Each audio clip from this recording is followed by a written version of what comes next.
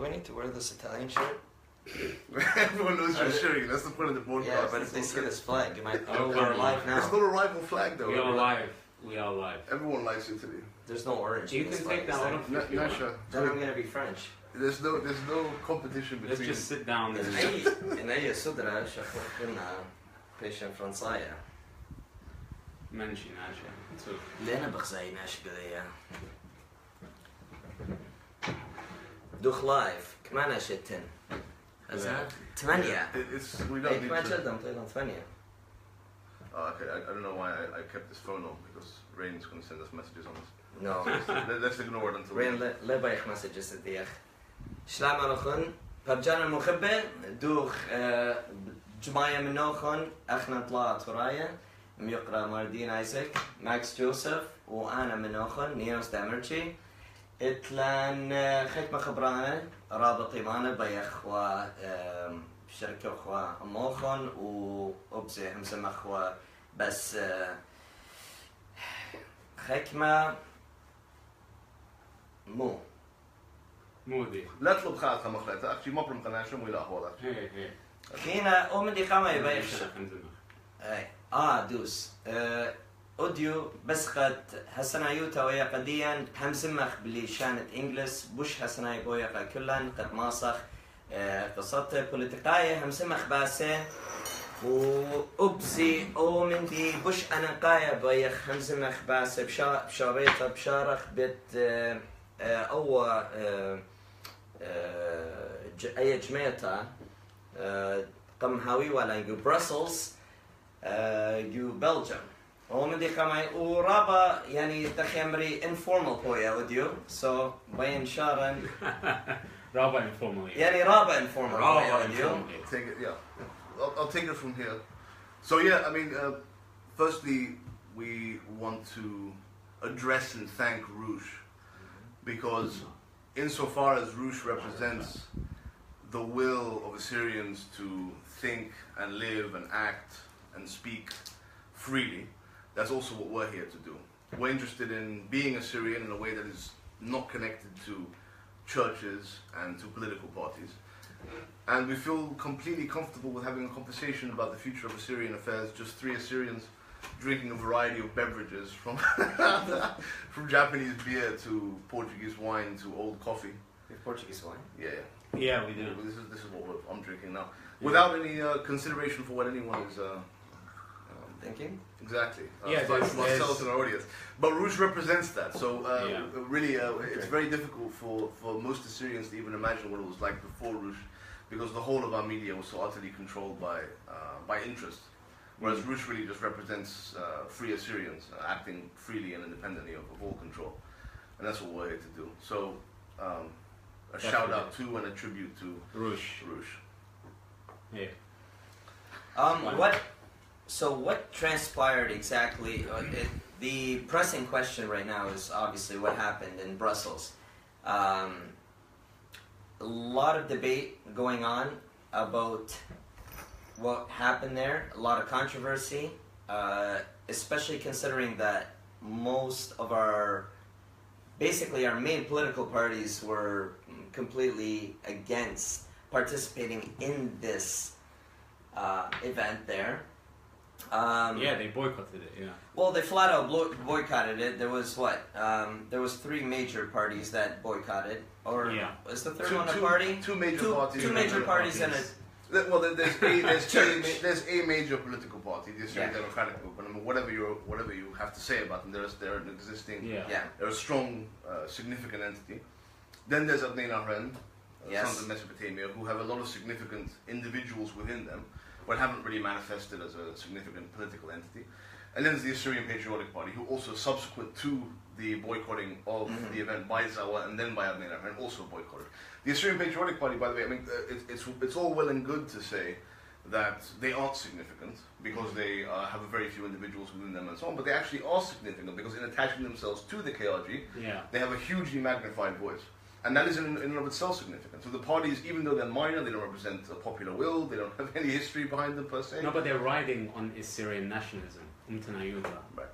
I mean, their name is the Assyrian Patriotic Party. Right. Tied to the KRG. Exactly. So when they're trying to tie the name even of Tanayutha to Kurdish nationalism and the KRG, which is incredibly, it's... And let's not forget, by the way, that there's no consensus on the fact that they are, in fact, attached to the KRG. Exactly. So there are very significant Assyrian activists and thinkers and workers who would dispute the fact that the Assyrian Patriotic Party has absolutely no decisional autonomy. No, it doesn't.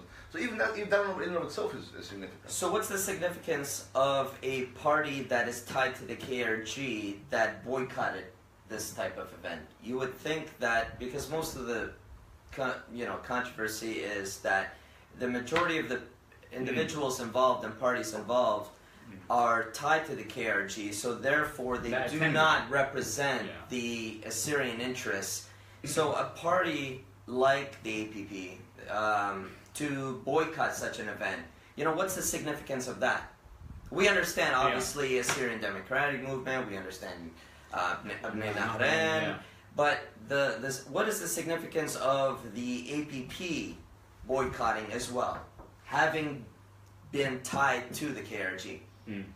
I'm going to provide one specific angle on this question, and that is that some of the other pro-KRG, that is, when I say pro-KRG, I mean elements that are totally subservient to the KRG and a dominant interest within the KRG. Namely KRG is the... Don't worry, white people are not watching, it's fine. That's right. Everybody understands what KRG is? Yeah, everyone's either living under the KRG or has some sense of what they can... No, some resentment of it. There's a very interesting aspect of the Dora Noya, right? So the Dora Noya are an Assyrian movement. This is actually because probably most people watching Eastern Assyrians, just to affirm the fact that the Dora Noya, which is a movement that began under the auspices and control of the PKK and has now actually established itself in northern Iraq and northeast Syria, they have developed a relationship with the Nimba Plains forces and with Romeo Hakari, specifically the BNDP, and the Assyrian Patriotic Party put all of its chips in the Dwachnosha. On the Dwachnosha bed. This Assyrian army. Exactly, which is, about as ridiculous a thing as you could call it, but I mean, it's neither Assyrian or an army, as they say, of the Holy Roman Empire. Of course. But still, the fact that that relationship has resulted in something, right? I mean, the MPF and the BNDP and the Dora Noya have some kind of link, and the APP has no access to that. I think that has something to do with it, personally. I think that's one aspect of the whole thing. That the Dwachnosha was such a minor player, even compared to the MPF. There's an element that I think that the APP are trying to dig into, which is a lot of it is they're trying to paint themselves as the true Tanaya, the true nationalists that are doing the work that isn't being done. Now, what happened, again, we might talk about this later, about the whole Zowa situation up in Nahran, is that Abnei Nahran was a splinter group that wants to do work that Zowa isn't doing. That's the premise of Abnei Nahran. Now, what the APP are trying to do, they're trying to bite into that. They want to do the work that Zowa isn't doing. So the issue is with them, when Zowa doesn't want to go to something, when Abnei Nahran doesn't want to go to something, the APP are now in a position where they can go along with Romeo Hakari and the BNDP and the Majlis Shah and all of these guys that are going to go to the conference, or they can go with Zowa and Abnei Nahran. Now for them, it's a calculation. The calculation that they made was that I would rather go with them. Not because they truly believe that this is the right position, but they actually think that it's politically beneficial to them, or it helps them politically to actually go there. They don't actually want those things. Right. They just think politically it will suit them to position themselves in that camp. It has nothing to do with what they actually believe in. Right. Because if you look at the Dwachnosha force and you look at their ties to the Peshmerga and how, I mean, they're not a real force. I mean, they don't fight. They're a Facebook page essentially. They don't do anything. The issue is with them is everything they have is tied to the KDP and the KRG. Again, what you actually mentioned about Dora Noya is important, the APP, because they don't actually have a link. They don't have that, in my opinion. Right. They have just a direct link. Right. They don't have a proxy kind of whatever. Right. And the link to the diaspora has faded since the extraordinary hype. Yeah, after the stupid Dave Rubin interview in the US, where this American guy was quite happy to call them the Assyrian army, and their YouTube video got, I don't know, maybe 50,000 views. And Americans were saying we should support the Dwat Nasha, the Assyrian army. Right. They don't even know that these guys are only like 10, 15 guys on the ground. Yeah, and they do not fight, and they're completely behind enemy lines. Let's also remember that from a propaganda perspective, they managed to corner internationally both the Assyrian, specifically Assyrian market, and the kind of Christian market. So of course, we can all recall those bizarre days, weeks and months at the origin of these militias. And over time, from a kind of general perspective, when you look at the NPU now, it kind of presents itself in a very vague sense to an American, for example, a non-Syrian American, even to some. So the NPU is the kind of Iraqi force. The protection units. The NPU, yes. Yeah. Okay. The legitimate force that represents the will of the people of the different places, The force as opposed to the desires of exactly the force where, if you read every interview, any kind of on the ground source that you read from the area, they all say we support the NPU. Right. On the ground. Right. Right. You look at Western interviews, as opposed to the diaspora. As opposed to that, there was an interview. I think it was the Clarion Project guy, Ryan Morrow. He went there and he was speaking to a guy. I can't remember which village it was, but he said back then I think he was in his house. It destroyed him. Exactly. This very important video where he says, "I only trust the NPU that are around." They feel my pain. He said. They feel. What does he mean by that? He means that they represent the same will that he has to return to Baghdad and live with dignity, as opposed to occupation under the Peshmerga as existed before 2014. Just in terms of sheer numbers, the NPU far outweighs, the. This is another very important thing. In terms of numbers, like everything else in Iraq, is any kind of number, statistic, or census, or population, anything is very political. Now, when for example, we have Romeo Akari comes out in the BNDP and says the NPF, which is another militia that was formed, has, according to him, I think he said, what was it, 2,000? I don't know what he said. 2,000 Which guys. is a flat out lie. 2,000. Right. This is quoted by Americans now in their policy documents. The idea that Romeo Akari could command 2,000 men. The fact that this fucking guy comes out and says, I have 2,000 guys in the NPF. Like he pulls himself a drink, he stands on his balcony, looks out, he sees 2,000 guys. And to the serve fucking as well. guy on the phone is like, okay, yeah, you have 2,000 guys, I'm going to write this down and tell everyone you have 2,000 guys. It's a joke.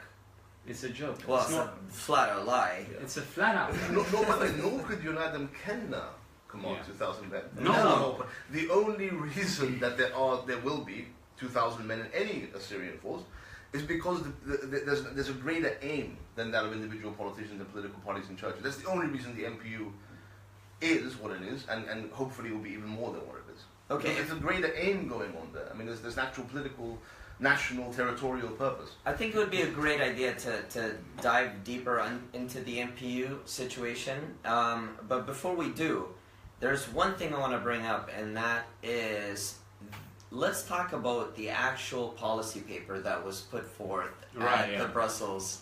I got a lot of shit for that. Yeah, obviously. Originally, I think we were all interested in finding out what the original document was. Yeah. And was it actually, released at any point? So, let me tell you how it happened from my perspective. Because the last one that was released...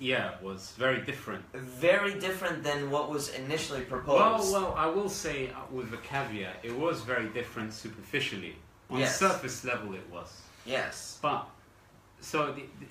what happened with me is when I essentially released this policy paper in a blog that I wrote. Spoiler alert. Yeah, it's out in a month. Yeah, whatever. Everyone's fucking read it. All right, I would be hopeful everyone fucking hasn't read it. The point is that I received the policy document anonymously via email. I don't know where it came from, but it was an email with all of the text signed off by the organizers, and that was after I had asked everyone for it, and no one would actually give it to me formally. No one wanted to give me this policy paper. I asked the guy who's organizing it, who's part of, what was that organization? What's his name? Johannes de Jong. Johannes de Jong. I asked him privately via Facebook. I said, give me the policy document. I would like to have a read of it. he denied it even being written, and then said I didn't have a role to play.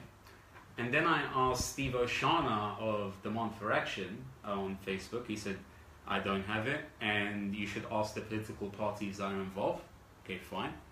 Then I asked David Vigili, who is the European Syriac Union representative, who at the EU were very heavily involved with that event, and he replied quite scathingly that he didn't want to give it to me anyway because I was a sneaky man, and he didn't want to talk to me about any of that. He doesn't seem to like it when people question his activities. No. For some reason, yeah. No, I mean, the issue with David Vigili is that he knows that I don't like or believe in his political position, so he's not willing to talk to me, which is fine.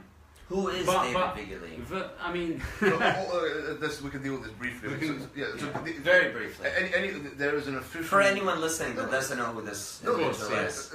There's an official record of paid lobbyists at the EU. Mm-hmm. And if you look up the European Syriac Union, you can see that there are 2 official representatives of the European Syriac Union, which is one of the terms that the political movement, the Doranoia, which I mentioned earlier, use. And they are the political movement under whose auspices the MFS exists in Syria. And you can look it up. David Vigili is one of them, and Rima Tazun is the other. This is just public record. Yeah. Okay. This is all public record. So these were the people involved with the Brussels conference that were penned down as the organizers or sponsors of it. So I asked all of them individually, politely, with no malice or anything. I just wanted to have a look at the paper that they're presenting. That's all I wanted. I didn't pass any judgment on it at that time. So when I asked them and they denied me, it's at that point I received an email anonymously with the paper. Now, obviously, I looked through the paper and I wrote an article about the paper in my eyes, how I viewed it, and it was incredibly pro-KRG. I mean, it was so explicitly... I mean, the original paper was absolute disgrace. It was 100%. No one could ever get away with that in a political setting that claimed to be Assyrian. It was an overt disgrace, I suppose. It was a complete overt disgrace. It was the most shameful piece of writing I've seen for the last few years. Who in your opinion was the author of that? And you know what? The only person that could have written that, actually, was a non-Assyrian, to be honest with you. Do you know why I say that? Why? It's because a non-Assyrian would not have the political sensitivity that an Assyrian would have, even if they believed in the KRG project. To bullshit more skillfully and... Of course. Be receptive to people's inclinations. An Assyrian who believes in the KRG project for many years would actually never publicly say in the conference, everything is Kurdistan. They wouldn't say that. Whereas this person made it explicitly clear that whoever wrote the first paper said, we want Peshmerga to be in the plains, we want the KRG to decide these things, and we want the referendum that is going to be held in the KRG and the Kurdistani areas, now they call them, in the Nuer Plains and elsewhere. That's all going to be done, and they want to legitimize that. That was the first paper, which was a disgrace. Right. So I published an article about that.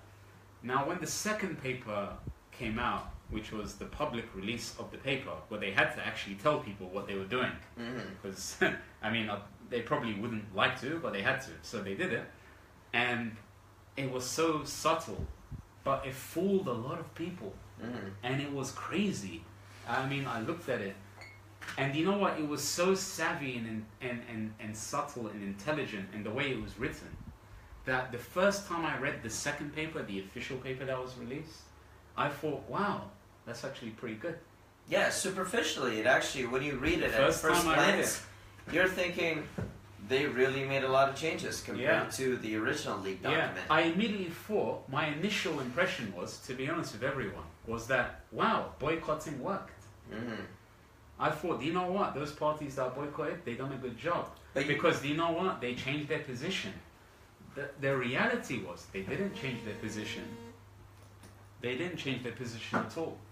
What they did was, they changed their language. Yeah, so they didn't change the meaning of the word. So what you did in your paper was basically you dove deep, because superficially anyone reading it without a political policy, background would read that and say, well, what's wrong with this? Isn't this what we want as Assyrians? A lot of people did that.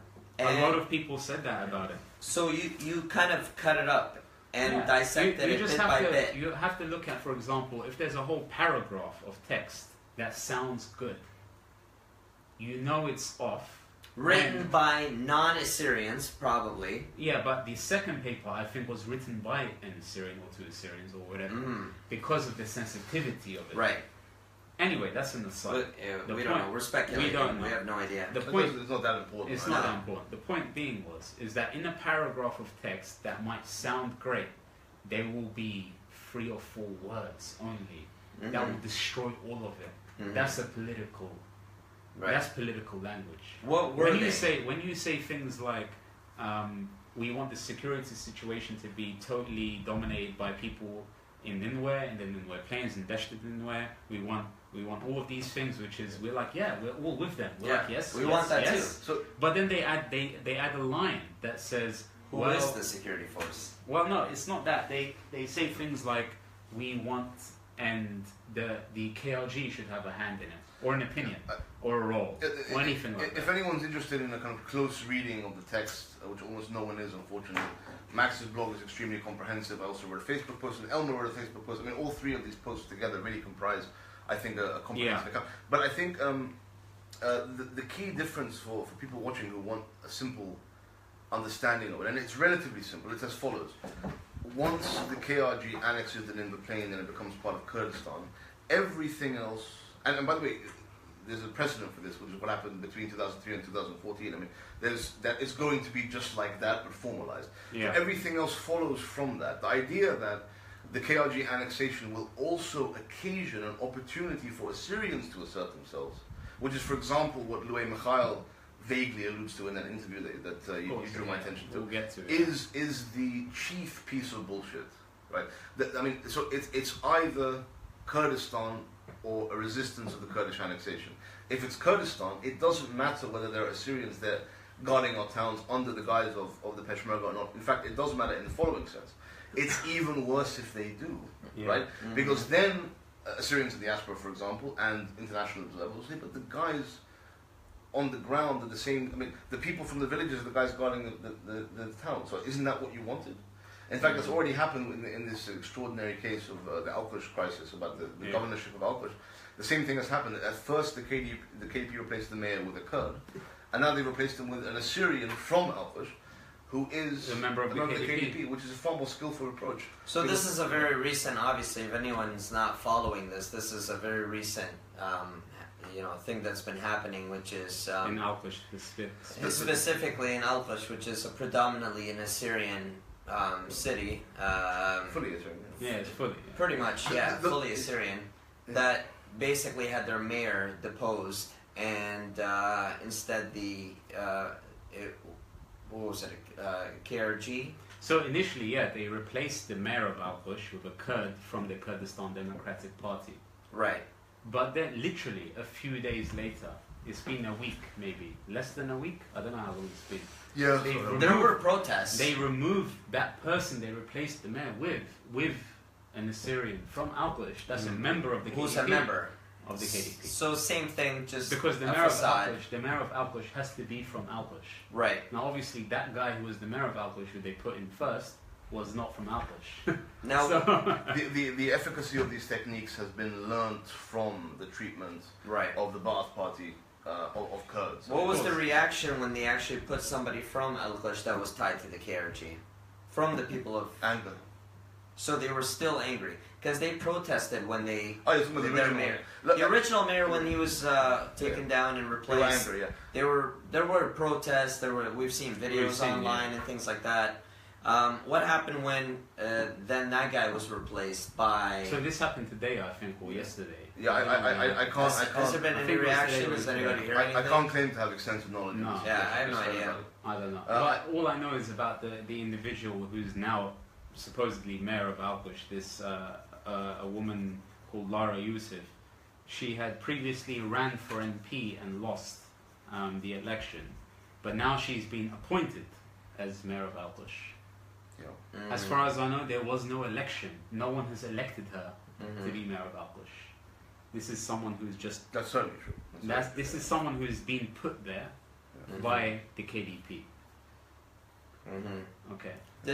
It's not just about having Assyrians guard and control. But by Assyrians, I mean people who are ethnically Assyrian guard and control these towns. That's actually the least of it.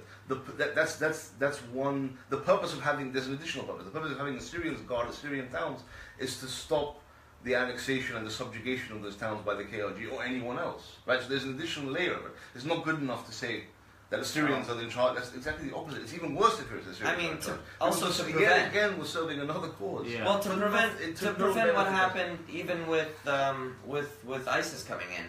I mean, the fact of the matter was, and this is proven, and anyone that says that it's not is basically just turning a blind eye to the facts, and that is that the people of the Nineveh Plains were left like sitting ducks, unarmed, because specifically the Peshmerga, who unarmed them, took their weapons and basically left them like sitting ducks, and they had no other choice but to flee when ISIS came moving in. If anyone has information to the contrary, they should contact the New York Times. Right. The New York Times is the paper that reported this. So I mean, if anyone has that information, I can't remember the author, I'll look it up at the end of this podcast.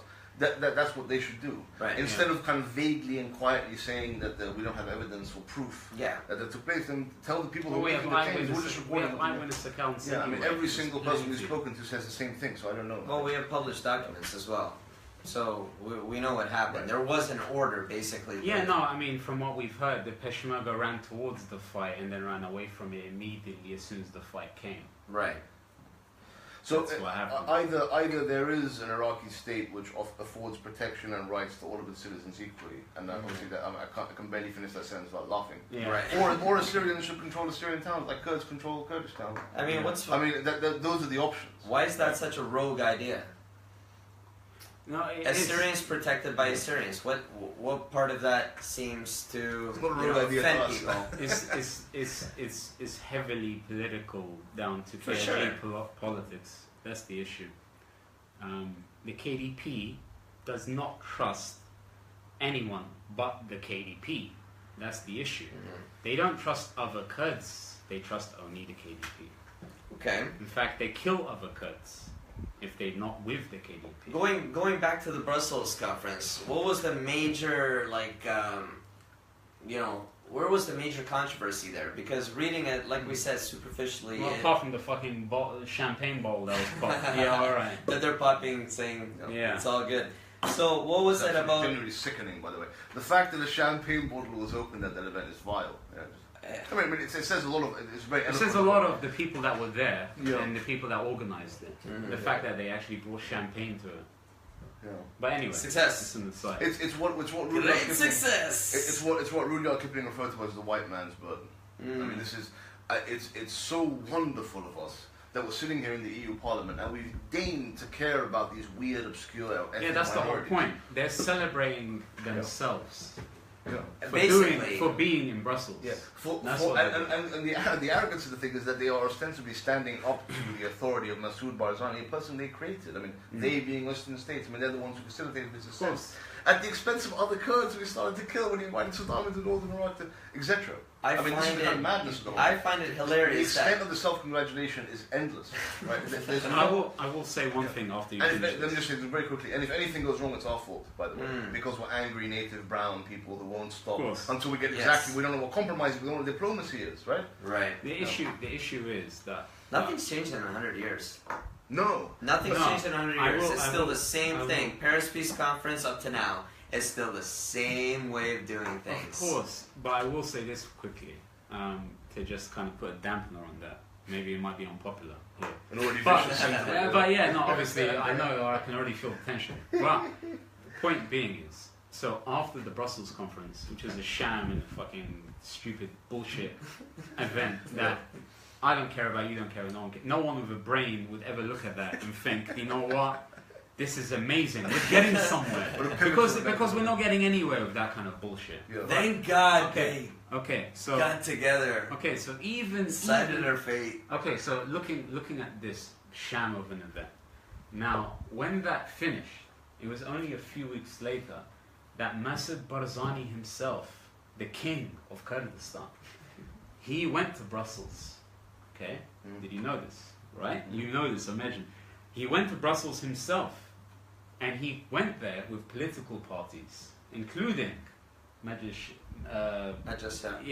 he went there with them, including Yazidis, including Shabat. He took all of these stooges with him to say that this is what we want to do, and they support me. Okay? He met with all these people that were there. He said his piece. Everyone shook his hand. They took pictures of him, and it was great.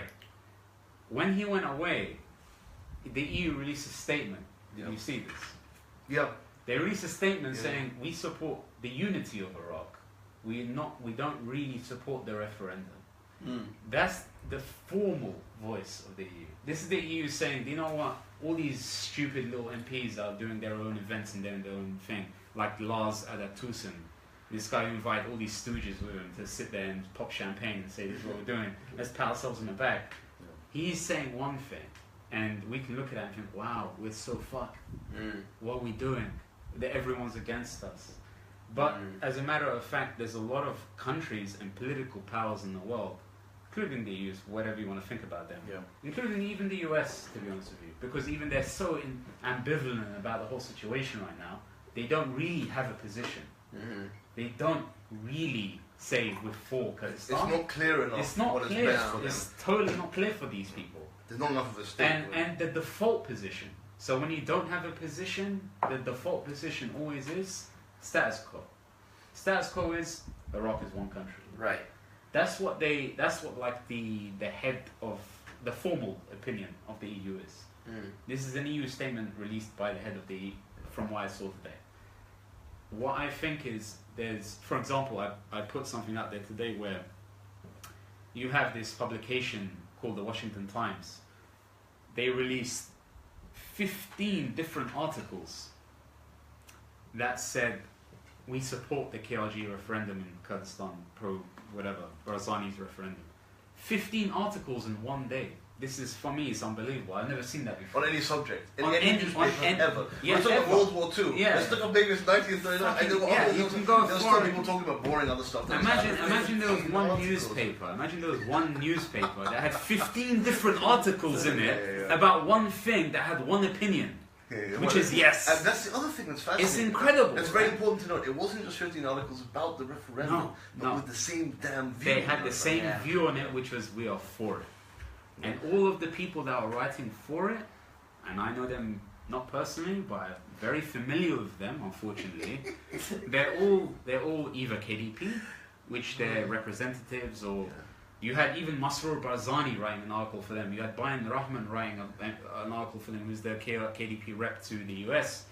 You had all these academics and ambassadors and that have incredible links with the KRG and KDP. Right. I mean, they're so tied to them. They've been doing that kind of work for years. Even if they're interested in Iraq as a whole, when it comes to northern Iraq, they're uncritically pro-KRG. And they have, which is key. You said uncritically. Uncritically. And they don't care about what they're doing wrong or what they are for the KRG. And they might have they might have a very kind of lordly, light-hearted sense of the Peshmerga, those crazy, warriors in the mountains. Yes, we know there are divisions between them. And so on. What was the guy's name? Michael Prejean? Yes. What's his name? I can't remember his name. But that guy. Prejean, that guy. Yeah. As opposed to Knights. Yeah. There's a guy who did that kind of thing. Do you want to get that? Yeah, I'll get it. Yeah. So it's when you look at that kind of situation, you have a paper that is doing 15 articles about one thing that is for it. Our voice doesn't exist there. It doesn't exist in papers like that. Did they hire a PR firm, you think? It must have cost a lot of money to do that. Well, they definitely have it. Because, do you know what? A lot of the standard of writing was obviously shit. So you look at that and you think, how did this stuff make this paper? Because, first of all, it's all the same. Yeah. Now, papers usually publish one story about one thing with one kind of view. They might publish another story with a different view, but not the same view. They did 15 of the same view. Yes, when you showed me that was hilarious. Okay, so the Washington Times is clearly pro-KRG. There's a newspaper in the US that has obviously Washington name, they're DC based. Right. These people are incredibly tied to the DC establishment and what they're doing there. Politically, media-wise, events. Now we're talking about the Brussels event. Yeah. And how awful it was in terms of how it represented us, because it didn't represent the Assyrians. It represented a few Assyrians that are basically in the KDP. So that's fine. So if you're an Assyrian in the KDP, this probably sounded amazing to you. No, it was a holiday. Yeah. It was brilliant. It was a holiday. I'm booking a holiday. I'm taking my nice hat, and I'm gonna go to Brussels. But there's another event coming up in DC, and it's basically the same kind of thing. KDP, KRG reps. They're talking about Iraq's minorities, Suraya, Yazidis, and all these other people in the Plains, and everyone on it is either an American who's heavily tied to the KDP or the KRG, or a Kurd that is in the KDP or the KRG.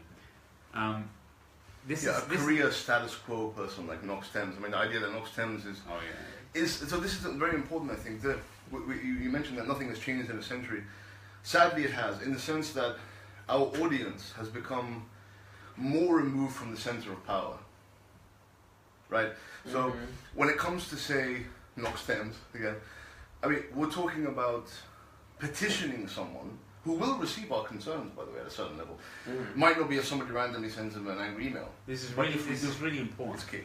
It's really important. Yeah. Because you're gonna find a lot of people that will listen to you. Yeah, this is key, and that's the difference also from a century ago. This is very important. And that's the danger. So, and this is where it becomes very difficult to persuade, particularly American Assyrians, that this is a bad thing, right? I can't believe you guys don't want to get in touch with Knox Thames to tell them that, for or example, someone like Knox Thames. Kurds are doesn't matter. like, I mean, Knox Thames. Who is Knox Thames? As I called him the other day, Shalmaneser Diglet. Yeah, somebody who was, an Assyrian who changed his name to be more well known to an American audience. His official title is Special Representative of Ethnic and Religious Minorities. Minorities for the Department of State. Department of State. Before let's at least give him the correct title. Referring to him correctly. No, but this is a very significant difference though, because we are getting farther from the core of power. But the core of power, even compared to a century ago in the British Empire, is less capable of actually making changes to policy. So we keep petitioning weaker and weaker people, right? In short. This is what I said to you earlier about this whole desire for us to feel like we're getting somewhere. Yeah. And it's it's a desire that stops us getting somewhere. Sorry, State Department Special Advisor for Religious Minorities. There it is. It's a mouthful. Yeah, same. But who cares? Whatever. It's like if you're sitting on the phone to a guy who has a position, he already has a position. Yeah. This is a guy who has a position. You're talking to him about your concerns. You say, this is what I believe, this is what I want. This is the issue on the ground. This many people believe that. He has a position, right? Right. This is not going to change because a few people in Deshtinway say they don't want something. Yeah, or because some extremely sophisticated scholarly analysis provided to them, right? In the US or Canada. I don't think people realize just how easy it is for someone like Knox Thames, or in Britain, Anne Clewid, head of the Iraq APBG, of course, to say we've received your concerns and we've relayed them to the KRG. Yeah. I mean, by the way, that's a success. In other words, of course, that's a good case scenario, right? Like writing a letter to Barzani. Yeah. Like, wow. That kind of thing. And that can happen. And that's actually... Of course, it has happened. It has happened. And it's quite a serious threat because it provides... It's worse than reality. I mean, it provides an illusion. It creates complacency where you think, okay, we've done our part. And a precedent that we can keep. Do you remember? And by the way, someone like the AUA in Australia, for example. Your favourite subject. Exactly. No, they made a reputation on exactly this. The history of the AUA in Australia since 2003, right, can be summarised by a chronicle of meetings with political figures in which concerns were expressed over the plight of Assyrians. Remember back in, it's like a kind of Facebook memory bullshit thing. Remember back in 2006 when we told this guy about what's happening, and that's actually an event, right? Yeah, so I mean, this is how kind of crippling the whole thing has become. The whole notion of it doesn't. Yeah, but that's the whole point. When you do something like that at the time, it's almost like it's celebrated. Everyone loves you for doing it. It's amazing. Wow, you've done a great job. You talked to a guy. Yeah. You talked to a guy. Yeah. That's what you did. Wow. How many guys have we talked to? Guys, Not even me and you. Yeah. How many guys have Assyrians talked to for 100 years? We've talked to a lot of guys. Yeah. We have And you know what? You know what? The issue is everything has gotten worse. Everything has gotten worse. Even the terms of advocacy there are declined. Fucking of course. There are fewer and fewer. On the ground, there are fewer and fewer Assyrians in Assyria. There are fewer and fewer Assyrians that are there with any hope, thinking this is going to change. It doesn't. We can accelerate that. We can make it amazing. We can talk to even more guys. The issue is. Will this lead to anything? أول ماذا they were Brussels. No, but that lead to anything? And by the way, the only reason we'll talk about the EU does not have simply is structurally incapable of exerting a direct influence. Right. For example, the United States government is. I mean, we're so saying people, we can't influence. So people need to know that. Does the EU actually we exert any sort of influence on what happens in? We, as people who are constantly thinking and talking about these things, we bring up the EU conference for a few reasons, but mainly because other people were interested in it. In other words, it was an opportunity for us to show. And why are you so against it? Like, why? This sounds great and everything like that. So, yes, I think we needed to address that. Yeah, well, I think we needed to address that. What do you mean, like turning up and saying you're all talking shit? Yeah, why are you all talking shit about this? This sounds great on paper. Okay. So I think that's maybe even if it doesn't sound great on paper, why don't you turn up? Is that what you mean? Yeah. Why are you talking badly about this thing? So why would they have that sort of opinion? Why do you think guys like us are very weary about something like this, conference like this? Most people operate on the poles of hope and despair, and good mood and bad mood, and pessimist and optimist. Right. I mean, the notion that these are the two poles that should define us, pessimist and optimist, for example, is a joke. I mean, but almost every human being I know, with the exception of Max, and maybe one or two others, and all the people I've met, defines themselves in terms of pessimism and optimism. So it's totally inevitable. I don't use the word natural because I have problems with that word. It's inevitable that people will look at things that way. They need something. They need something to believe in. They need some kind of hope, as they call it. And the KRG is, remarkably adept at providing that. Yeah, it's a fountain of it for us. As are people like Romeo Hakkari and their proxies. So do you want to move on from the subject? We have already, in a sense. Do we beat it to death? I mean, all I will say about the Brussels conference is that, in conclusion, for me, the person that actually read the policy paper, for me, I based it off of your policy paper. Of course, for me, in conclusion of the sham and the bullshit of the Brussels conference is that it was a collection of people that believed one thing. Every person that was involved in that conference was sympathetic to the aims and goals of the KDP. They all attended. They agreed on something. One big massive circle jerk. And of course, they all celebrate each other for turning up there with their visas and whatever they want to talk about. That's fine. Issue is that it's not about what happened at the Brussels conference. What actually turned out, which is I want to move on to next. Personally, I don't know what you had in mind. This? No, it's actually not that. Is it this? I wanted to talk about the fucking interview that I read yesterday. Oh, with because it relates to this. Mr. Louay Mikhail. Yeah. Pray tell. This is a guy. How did the interview go? This is a fucking guy. A young man. Who is he? You know him better than I do. Shut up. I don't give a shit about who he is, really. I don't go to his church. I don't know him. I don't. You ended up being sectarian. There's no sectarian. Yeah. There's nothing involved. Go on. Point being is that all the documentation and the reportage of the Brussels event was very nice and tidy. Unless you obviously read into it, which is why I did, and whoever read it, they know. Whoever didn't, go read it, and then you might know. Point is that you have a guy in DC who's part of the Chaldean Assyrian Popular Council, Majlis in Iraq, and this is a guy who obviously is totally pro-KDP and pro-KRG. This is what he is. He's a tool for the KDP. He works for them. Yeah, he works for them. This is the whole premise of this person. Now, what he did was he gave an interview yesterday, and I read the interview, and it was a very long, boring interview. I mean, I don't advise you to read it, to be honest with you. It's really horrible. Point being is that he mentioned the Brussels conference. He talked about it. Mm-hmm. And I didn't expect him to be honest with you, because this is a guy in DC. What does he care about EU?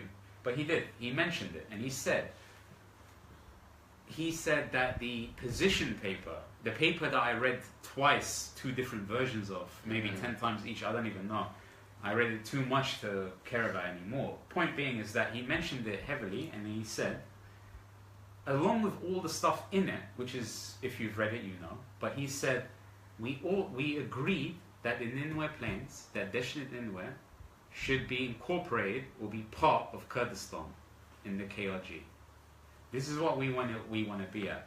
Mm-hmm. Not only did he say that as a position for himself, this is a guy in Majlis who said, this is what I believe in, but he also said that we talked about this, most of the political parties and religious leaders that were involved in the Brussels conference agreed on that. Yeah. So which is key. There should be there you go. Martin's going to read them to you. There should be a special status for the Christians in those areas to rule themselves, to become more independent, and to become a province of an autonomous region. That sounds great. A province part of Kurdistan in the future. Oh, this is so good. This is what most of the political parties, religious leaders agreed on at the Brussels conference. Yeah. That's what he said. He said this is what they agreed on at the Brussels conference. Whoops. Now, where did that come out from the Brussels conference? That's called whoops. It didn't come out in the paper, specifically or explicitly, whatever you want to call it. It wasn't saying, the paper didn't say we want to be part of Kurdistan. But that's what it was saying, really. This is how I read it.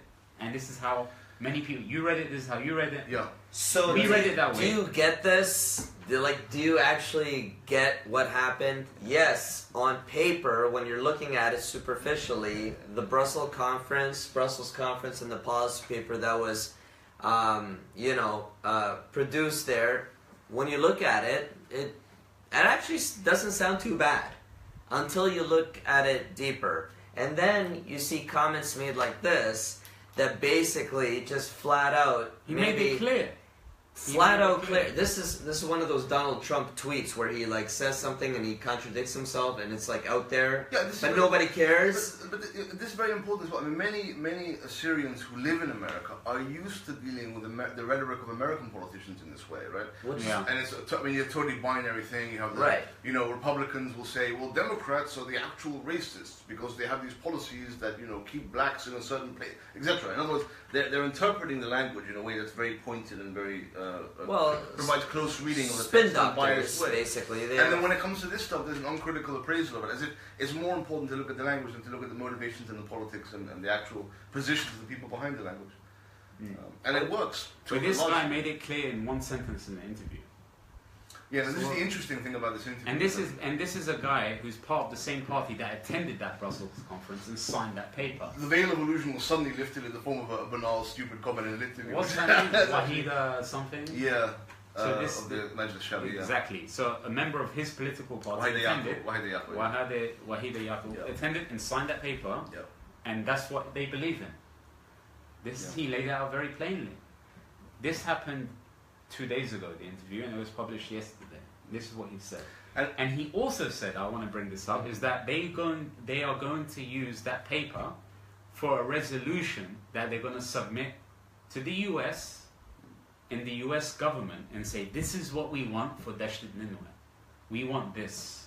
They're going to use the Brussels paper that I published and said this is horrible and this is crap and it doesn't represent us. They're going to submit that paper to the US and say this is what we want. And this is what they agreed on in Brussels. So they're kind of connected. They're totally connected and they're by the same people. Keep this in mind. They're by the same people. The same people are working on that. Whoever was in Brussels that sponsored that event, that agreed to it, are also supporting the fact that this is going to be submitted in the US and this is what they want. Yeah, Louis Michal in the same person who made fun of, I mean mocked the Labour Plains Protection Units in that interview as a small political force. They said a small. They said he described the MPU as a small force created by a political party. But he first talked about the Nimue Plains Guards, who he described as 2,500 strong. They are securing the Nimue. There you go. I just wanted to bring that up before we move on about Brussels, because that interview was key. Is Brussels dead?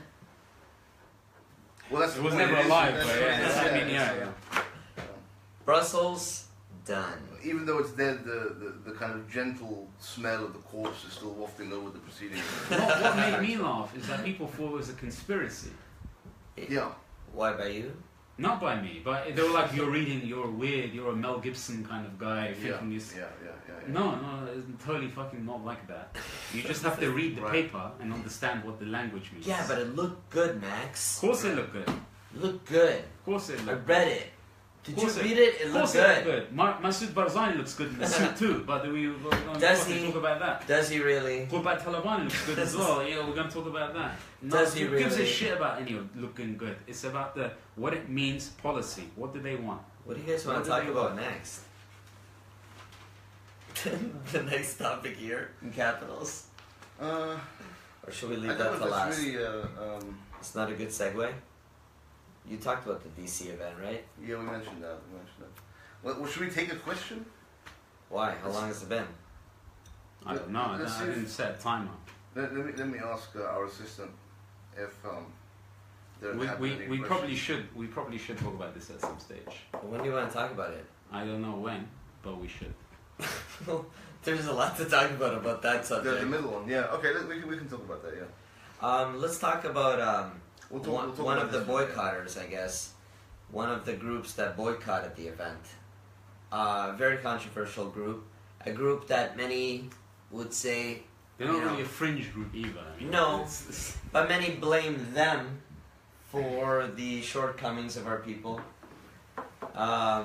I guess it's not a... From a Sagondad issues. No, it's not. Yeah, Sagondad issue in a serious side is what I'm saying. No. No, it's time for a very rare thing, which is a serious, open discussion about the Assyrian Democratic Movement. I mean, I think we're three of the only people who are capable. We're three of the only people who are capable or interested in having a discussion. So. Interested? Yeah, of course. Yeah. You know, anytime you make a criticism, and by the way, ADM has positioned itself as being a political party, not a movement, which is kind of strange, because the minute you basically present yourself as a party, you are open to criticism. That's how it works. If you don't like that, then go ahead and just go back to being a movement and go do your thing. But as a party, you are open to criticism. And, the one thing is, I know that I always, it's no secret, obviously, that I have my grievances and I have my... I think we all do. I think it's not a secret for me either. No. I mean, what I've written about... it's not a secret that all three of us when it comes to me, but... Yeah. Just to be perfectly clear, are we 100% anti-ADM? No, it's a damn political party. I mean, no. It's a damn political party. So it's a political party. The investing too much into this discussion in and of itself, even though more needs to be invested into because it's currently at a very low level, is going too far. I mean, this is a part. Yeah. This is a political organization that represents us at a certain level of Iraqi political affairs. Are you allowed to have a comment or an opinion on the ADM and what they do because you're in the diaspora? Not according to them. Because according to them, they seem to think that... Well, I fucking voted for them. Yeah. Well, and I voted for them too. I should be clear about that. I voted for them. Look, they don't give a fuck about what the diaspora thinks, and there is some good I know for a fact that they don't give a shit about it. Anything that the diaspora thinks, and they flat out say it openly. Now, mind you, why should they? But mind you, just to be fair, I know that there are younger members of ADM in the West that are trying to change that. Let's put it, just to be fair. Let's put it boldly. Let's put it simply. Why should they give it down? Why should they give it down? I mean, we're Assyrian, they're Assyrian, okay, but and what? But we're not there, right? Okay, we're not there. But hold on a second. But then it's like, but then it's like we're not there. Oh, by the way, we need your support because we need to, do this. So all of a sudden now we need money. Well, that's what it comes down to. So far it's been money, and so far it's been money, and then a little bit of adulation and worship. Yeah, that's it. But it's essentially, and that is a model. Give us your money and be quiet. Don't ask where it goes. Basically, that. I mean, let's not get into that. I mean, yeah. I mean, by the way, there are the Assyrian Aid Society, which has been one of the major sources, if not the single most important source of donations from the diaspora to. Yeah. Obviously, we know it's an aid. By the way, this is another thing. I mean, every phenomena exists in Iraq under the auspices of a political party. Unfortunately, when it comes to the Assyrian Aid Society is one example of the fact that Zawa has a connection to the Iraqi political. You basically sponsorship to do anything. Yeah, right. Well, I mean, the ADM also plays a pivotal role in basically in the MPU. And so the MPU has been, since 2003, the two most significant manifestations of the utility, efficacy, importance of the ADM in Iraq have been the decision in early 2014 to form a Nimba Plains province, and which is key. Which has been again reinforced and reiterated in the March agreement that they signed with other parties that said we want it a standalone province. And that also allowed the ADM to bring those other political parties, most of whom were kind of fake KDP parties, together under its and move them in the right direction in a sense. In a sense. Now I think that when we encounter as free-thinking people, when we encounter people who are Assyrians who are genuinely wedded to the ADM as a kind of form of salvation, a kind of ersatz church, if you will. Yeah, obviously it's deeply disconcerting, and it stops people from thinking about the deeper problems we have as a nation. Namely, we exist mainly outside of Iraq. We have all kinds of resources we're not using in the diaspora, and so on and so on. We also have to remember that there's always going to be the last Assyrian in Iraq might be Yonatan Kenna. In other words, the last one. In the KRG, there is currently I don't know exactly what the formulation is, but basically a Department of Jewish Affairs or Jewish people. And there are like 3 crypto Jews left in the KRG or whatever. But we might end up in that position, right? So we have to be wary of them on that level too. The ADM and all political parties are truly attached to the machinery of Iraqi politics in that sense. But are there people in the ADM who are obviously interested in the best interest of our nation? Unlike other parties. Not only maintaining and surviving, but prospering, which is key. It's a big difference. Yeah. It's one thing to try and keep what you got. It's another thing to say we want more. We want what's ours. We want we want actually our rights. Right. That kind of thing. It's a totally different thing for that. But going back to I think we should talk about the MPU more first, and then we can talk about other stuff. Yeah. Can I ask you a question? Sure. Why do you think that? Why do you think the diaspora did not? Don't give a shit. Yeah, they don't give a shit about the MPU. Because it's connected to because they don't give a fuck about Iraq, and they don't give a shit about Assyria, and because it's connected to Zawa. Okay, hold on a second. All 3 of us have problems with Zawa. Yes? Yeah, but it's not that important. Just to say the least. Yes, put it this way. All 3 of us support MPU. Let me lay out very plainly for everyone. I have huge problems with Zawa and ADM. But I really 100% support the MPU. Yeah. I have to make that very plain to everyone. Anyone who's read anything I've ever written has seen my criticisms of Zawa, the ADM, of Yondam Kanna. They know how much I have a problem with some of the things that they do and what happens. But the same people will also see that I'm 100% behind the MPU. Mm-hmm. I want them to succeed. I want them to be bigger. I want them to be better armed. I want more money coming into them. I want everything that you can imagine that is good for the MPU. Mm-hmm. But I have huge problems with Zawa. How do you describe that for anyone that's looking into this issue, and they're seeing the MPU as just a militia for Zawa? Right. How do you reconcile my position there because you can't. Mm-hmm. If you don't support, if they were so like this and you can't do one without whatever, you cannot have my position. Mm-hmm. Right. That's the fact. Possible if I don't support Zoa, or if I have a huge problem with the leader or it's whatever it is, how am I going to support like the militia that they apparently create? I'm not going to do that. But you know what I do? So how can you reconcile it? Obviously, there's two things that are happening here. Either I don't have a problem with the leader, and I think everyone that knows me knows I do, or you can actually separate the two things. So which is it? I've separated two things. I might have issues with the political party. I might have issues with certain things they do. But I'm not going to have an issue with Assyrians, whatever church they belong to, taking up weapons and putting their lives on the line for Assyria and Assyrian land. I'm not going to have an issue with that. Right. And I have to make that really fucking clear. And if Zawa is the group that gives them salaries and gets them legitimacy, then fine. Nor are we going to celebrate them for that. We acknowledge. I mean, that's what they're supposed to do as a nationalist party. We acknowledge it, though. Right? Yeah. I mean, it is. We acknowledge it, but the MPU for me is the core. It's the thing that I support incredibly. But I also acknowledge Zoa's part in their formation, or whatever you want to call it, the support, the maintenance, the salary. The party is a vehicle for the national interest. Right. It's a vehicle, but that's the whole point. It's exactly what you just said. It's a vehicle.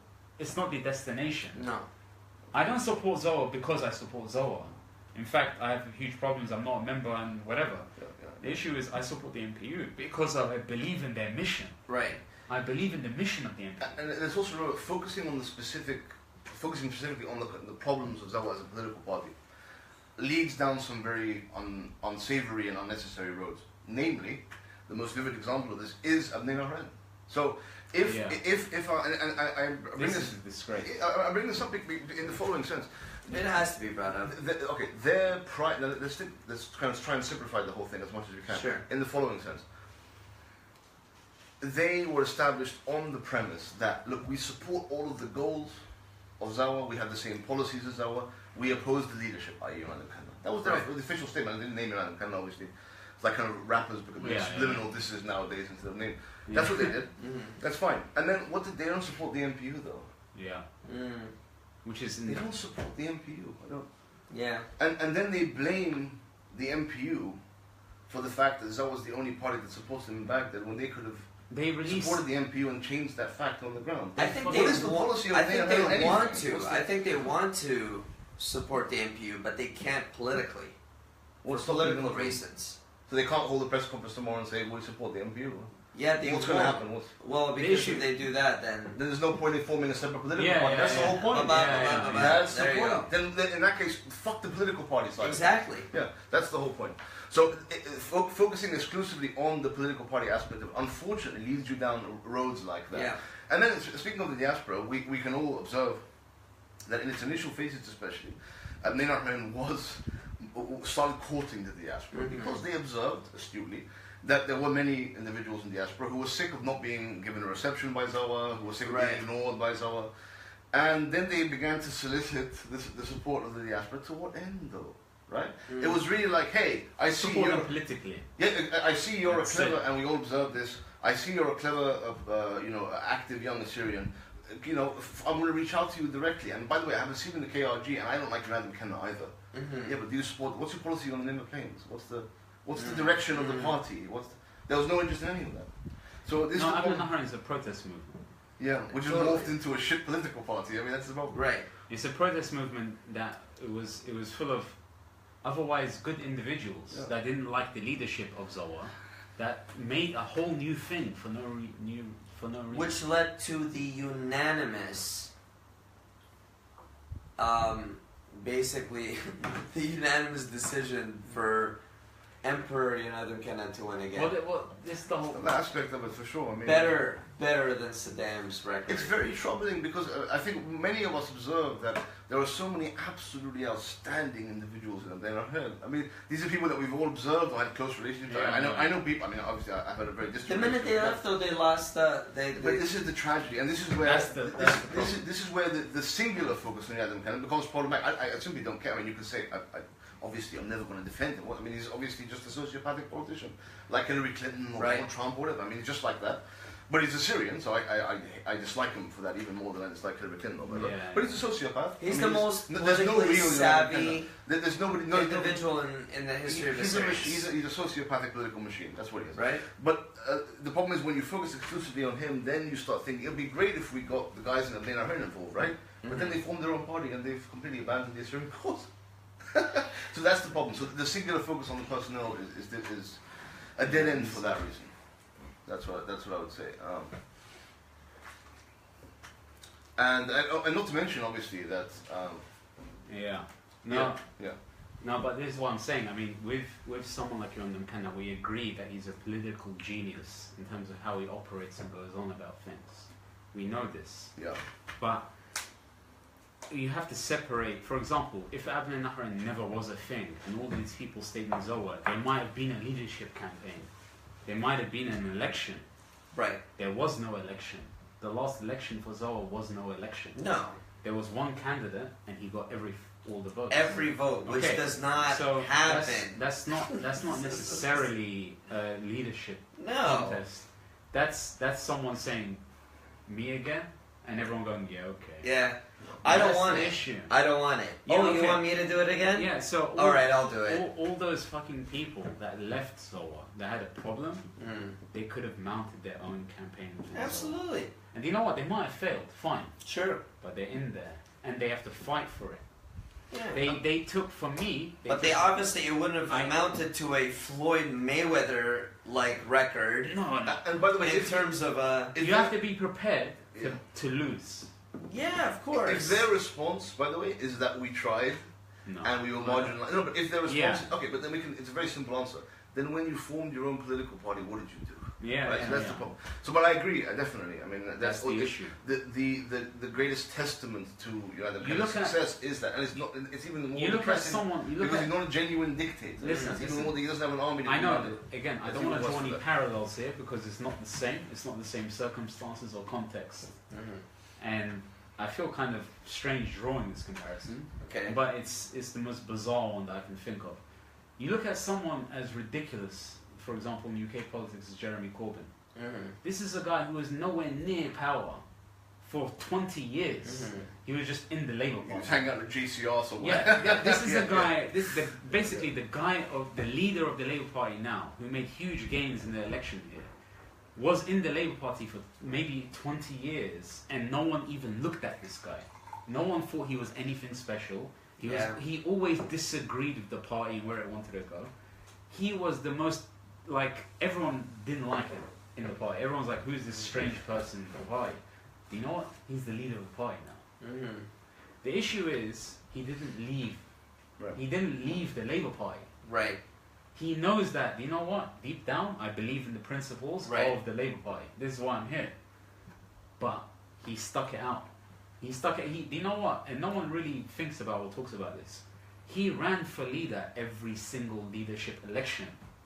Every single fucking leadership election the Labour Party has ever had, he ran. He might have got 1 or 2%, but he ran.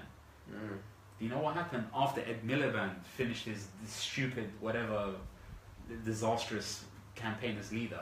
We're talking about English politics. Exactly. I'm just giving you examples. I'm just giving you an example. Ed Miliband isn't Originaia. Yeah, exactly.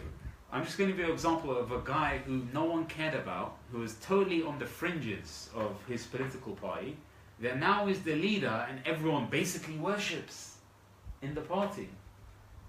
This is a guy who's totally had no connection to power for years, for decades. But he stuck it out. The people within Zohar who left and formed their own political party didn't stick it out. Obviously, it's different circumstances. I'm not talking about that. I'm just saying the principle of the fact is, once you recognize the political party that you're a part of represents your views, deep down, at core level, and there is no other alternative. For Jeremy Corbyn, he wasn't going to be a conservative, he wasn't going to be a liberal Democrat, he wasn't going to be any of these things. He knows that Labour Party was for him, that's it. They made the wrong decision. They made the wrong decision, and when you look at, for example, Galita Shabo, who was representing them at the debate that took place that I failed to moderate the Assyrian question. You know, I mean, you know, when asked about the Nineveh Plains, her primary response, when there are people who finally, after decades of marginalization and oppression, taking up arms to defend the Nineveh Plains and reclaim our land, all she says is things like it's going to be so difficult for people to return because, and so on, right? Right. Stating the obvious. What happened? What was the other thing where it was like they bundled the MPU into just Ashur? And this is the other thing. And they just bundled them in. We would love to have a unified force, but unfortunately we ended up in a situation where each party has its own militia. Yeah. Now just by definition, they choose that. It's their choice. They themselves can make it not party political by supporting the MPU, but they say it's the party political thing. It's insane. It's their own choice. And by the way, what's going to happen now is that if there is, for example, when there is, I mean, you can't last forever. All his capacity, his appetite for life is remarkable. Appetite for work is extraordinary. Yeah. But nonetheless, it can't last forever. When he does, all of that talent has left the party, right? So it's not like all these very intelligent, very cultured people who are not going to be able to slide right back in. They made a decision. It's fine, right? We can run, right? They've made a decision. They were out. They either have to come back in from some miracle or they're out. That's the issue. These are good people, and I like them, but they're out. They're out of that party. They're out of the party that has such a hold on the present and the future of our people. And the past, and the past. Which matters. Of course, of course. Yeah, but it matters for us too. It matters. And for them, It matters. So yes. Yeah, and by the way, of course, let's also mention the fact that you know, we don't support so many of the people who are critical of Zawa for throwing. No, we don't. I have to make that clear. It's also important because the majority of the people, in the young people in the diaspora who are critical of Zawa, do it from an ecclesiastical perspective. I mean, they're very attached to the Assyrian. It's very to do with churches or whatever, all that crap. Like, it doesn't matter. All of that is nonsense to us. Yeah, of course. It doesn't matter to us. Yeah. No, not for me. No. How about you? You're relatively. Let's ask you some questions. Yeah, you're more sectarian than we are. How about you? You've been asking us. Let's ask you. Relatively sectarian. You're quite sectarian.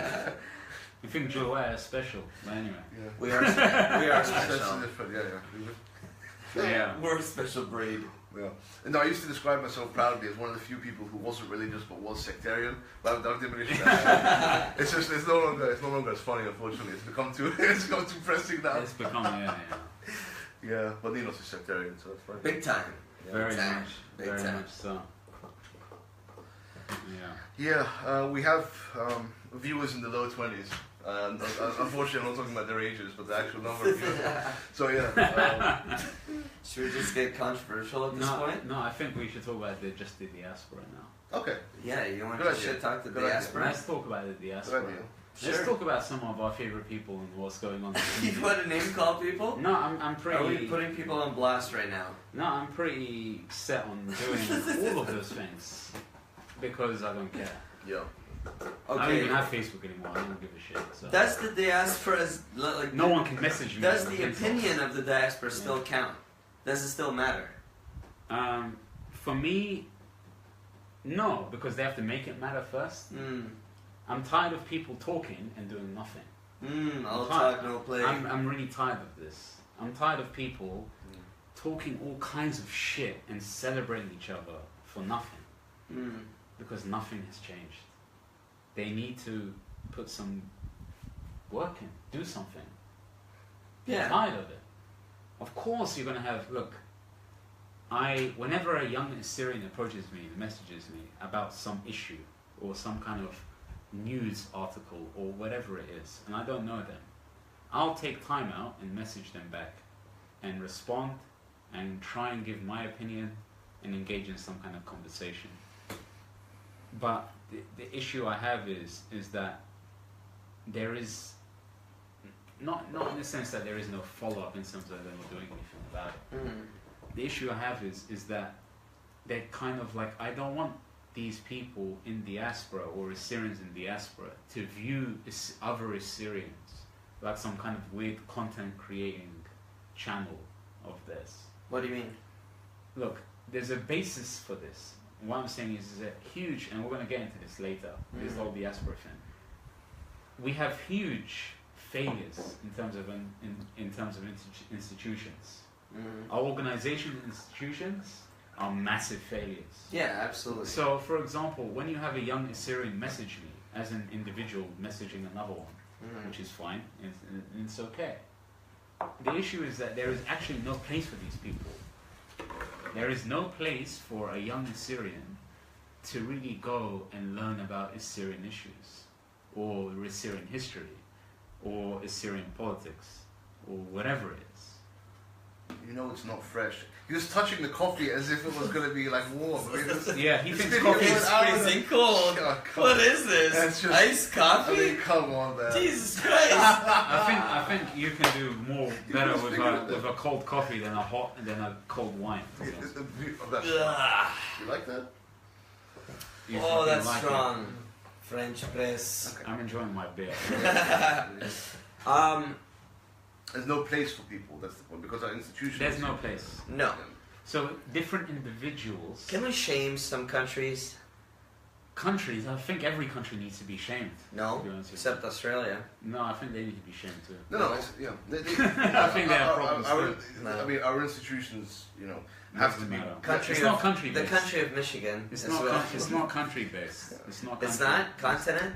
It's not country-based world? or church-based or millet-based or anything like that. Yeah. It's totally... Hemispheres? How many Assyrians do you know in Argentina? But anyway, point is... Do I know personally? Don't tell me that you read a paper 10 years ago. That I know there are some there. There are some there, but how many do I know personally? How do I know this bullshit? No, seriously. How many do I know personally? Let's stick to them. Let's stick to the subject. Diaspora. The diaspora has failed in terms of getting people together and not keeping them together, but creating a space where, for example, me or Mardin or you or whoever it is can go in, do their 5-6 years of like part-time activism and deal with an institutional kind of thing or role and get out. But the institution is still there. And leave an impact. And leave an impact. A legacy. And leave some kind of work behind. Where you're like, this is what we did. It can be built upon. And it's there now, forever. So do you know what? The new Assyrian 18, 19-year-old, he goes into that institution. He gets invited or an email or whatever it is, they go in and all the fucking work is there. And you know what? We don't need to start from scratch again. Right. Because I started from fucking scratch. I started from nothing in terms of knowledge and all. And you know, I didn't start when I was 12, 13. I didn't grow up huge Umtanaya. I didn't grow up in a family that was totally waving the flag and nothing like that. You got there yourself. I got there myself. Right. Now I don't want. That's an exception. And it's an exception. It was incredibly difficult. It's rare. I had to have like some incredible experiences to get to where I am now, through family, through relationships, whatever it is. Why is the structure failing? Like, why is there no structure? Because Assyrians are not helping Assyrians. Assyrians are not helping themselves. It's always been a problem, I think. That's the issue. That's the fucking issue. I don't like it when Assyrians, and this is an example I want to give to everyone, and I've said it in a blog article of mine. I'll repeat it here. The issue is for example, you're with two friends, and you walk into a cafe, and you straight away go in, and you don't know this cafe, you don't know who runs it, you just want a coffee from this cafe. And then you go into the cafe, and the owner of the cafe is Suraya, he's an Assyrian guy, or girl, or whatever it is. And then immediately, there's a different reaction from everyone, because of this person is Assyrian. So you don't know, and you're just like, it's an Assyrian. So you have one friend next to you on your left, who says, wow, it's an Assyrian. I'm gonna, if the coffee is £3.50, I'm gonna give him £5. You know what? Keep the change. Right. You're Assyrian. And then he's like, no, okay, whatever. No, it's okay. Don't worry about it. The other friend on your right says, wow, he's Assyrian. I wonder what I can get for free. Right. I wonder what I can get. And then they're surprised when they're given a bill. They're like, wow, you're Assyrian though. Why don't you give me it for free? Now, the issue I have with this is look, if you're a multi-millionaire, obviously it's fine. Right. If you're a cafe owner and you're a multi-millionaire, and someone comes into your shop, you're in a position to be like, you know what, mate, I'll give him free coffee. Right. But most people are not multi-millionaires. Most small businesses are not. Okay, most small businesses are not. Most people working in Assyrian politics and activism. Most people working documenting Assyrian history. Right. Most people working documenting our language and writing books about it. Mm-hmm. Most people working in our field, which is being Assyrian alive. Language, whatever it is, it doesn't matter. Mm-hmm. Most people working in these subjects are not rewarded for what they do properly. They're not. And you know what? It's a disgrace that we are relying on Nakhraya and outsiders to reward them. Obviously, we should always look for Nakhraya outsiders to support what we're doing, because we live in their countries. Fine, I understand that. But why is it such a... It doesn't go into people's heads that you need to support each other. And the mechanism... The Assyrian friend on the left is the guy that's going to make that cafe owner the best cafe owner on that road. Right. The whole street, he's going to have the best cafe because he's supporting. That's why I want to get through to a lot of Assyrians. They don't support each other. And as soon as you bring in money into it, they get suspicious. Yeah. They think, why do you want money for this? Why? We're sick of people doing these things for the wrong reasons, was one thing that we've phrased. We're sick of people. So yeah, if you're writing a 10,000 word paper on Assyrians in Iraq, you're not doing that for the wrong reasons. You're doing that because you care. You're doing that because your heart is in the right place. You're doing that because you care about our future. And you have Assyrians saying, what do you mean? What do you mean you want to get paid? Why are you doing it for free? If your intentions are pure. Right. No. When you're ruining your life to do this. Exactly. If an Assyrian talks to an American guy, and he wants an American guy to write 10,000 words, he's going to pay that American guy. Right. Why is it different for a Suraya? Good question. And I think So you know what? The Suraya will write 20,000 words if you pay him. Less than you will the American guy too, of course. Yeah. No, I mean, yeah, the kind of mutual financial systems of systems of financial mutual reward are the kind of the fruit, as it were. The tree is the institution, right? Right. So the principles that Max is describing, the premise is the mentality. Right. Is obviously the one we need to have, and not just to directly pay people, but also to, for example, create businesses that permanently generate networks and businesses and institutions that permanently keep us as in existence as a nation. Self-sustaining. Yeah, as to the greatest possible extent self-sustaining. And by the way, this is just to clarify a certain thing, that doesn't apply, for example, to the MPU, right? I mean, this is the kind of weird thing. For one of the first times that we had a kind of I say semi-independent, obviously it is looking after our interests, but it's obviously attached to Baghdad. That's not. Yeah. We don't need. If Baghdad's paying our salaries, that's good, right? We don't need to be the guy paying those salaries. There's a disclaimer on this. What is the disclaimer? The views expressed. Yeah, of course. I hadn't seen. I was wondering why that was so static the whole time, but it's obviously very important. So, is it because we're dropping a lot of F-bombs? We probably are. Yeah. Yeah, we have fun. We're just talking. Yeah. But no, as you said a while ago, in response to someone asking, what are we doing wrong in diaspora? Your response to that was simply, the diaspora is strong as its institutions. Obviously true. In the absence of territory, in the absence of a state, even beyond territory, small bits of territory, the institutions that we build in diaspora are going to be the things that sustain us. The only good news, and it's good news insofar as there's so much room to grow, is that we're operating at such a low level, and we have so much potential, so many resources, and the models are relatively straightforward to envision. Of course they are. That's the good news. Getting people to understand, and invest in it. Physically, mentally. Getting people to understand, putting people in the right place, and these are all essential things. Because now we have, for example, the people who are involved in the Assyrian Parliament endeavor. Yeah. And if you can, their texts and their language and their opinions are very open. You can look at them on the Facebook page. It's very clear that they don't have an intellectual understanding of what they're doing. They're obviously very good people. And of course, there's a lot of people involved in the Assyrian Parliament project that I respect and I like a lot, personally. Exactly. To give two... Why is it bullshit? Why is the Assyrian Parliament bullshit? No, but for example, you have statements like, we need unity, therefore we need a parliament, non sequitur. It doesn't matter what kind of views you hold in the Assyrian Parliament, if you're a KDP member or a Zawan, but you all have to be involved. If the KDP wins a fair and square election, this is not Parliament. I mean, the most basic kind of civics class you take when you're in 4th grade is, democracy is not 51% of people voting to kill the other 40. That's mob rule. Yeah, mob rule. That's mob rule. And we already have bloody mob rule, right? In damn Kurdistan. So it's like, so I mean, what's stopping the KDP investing?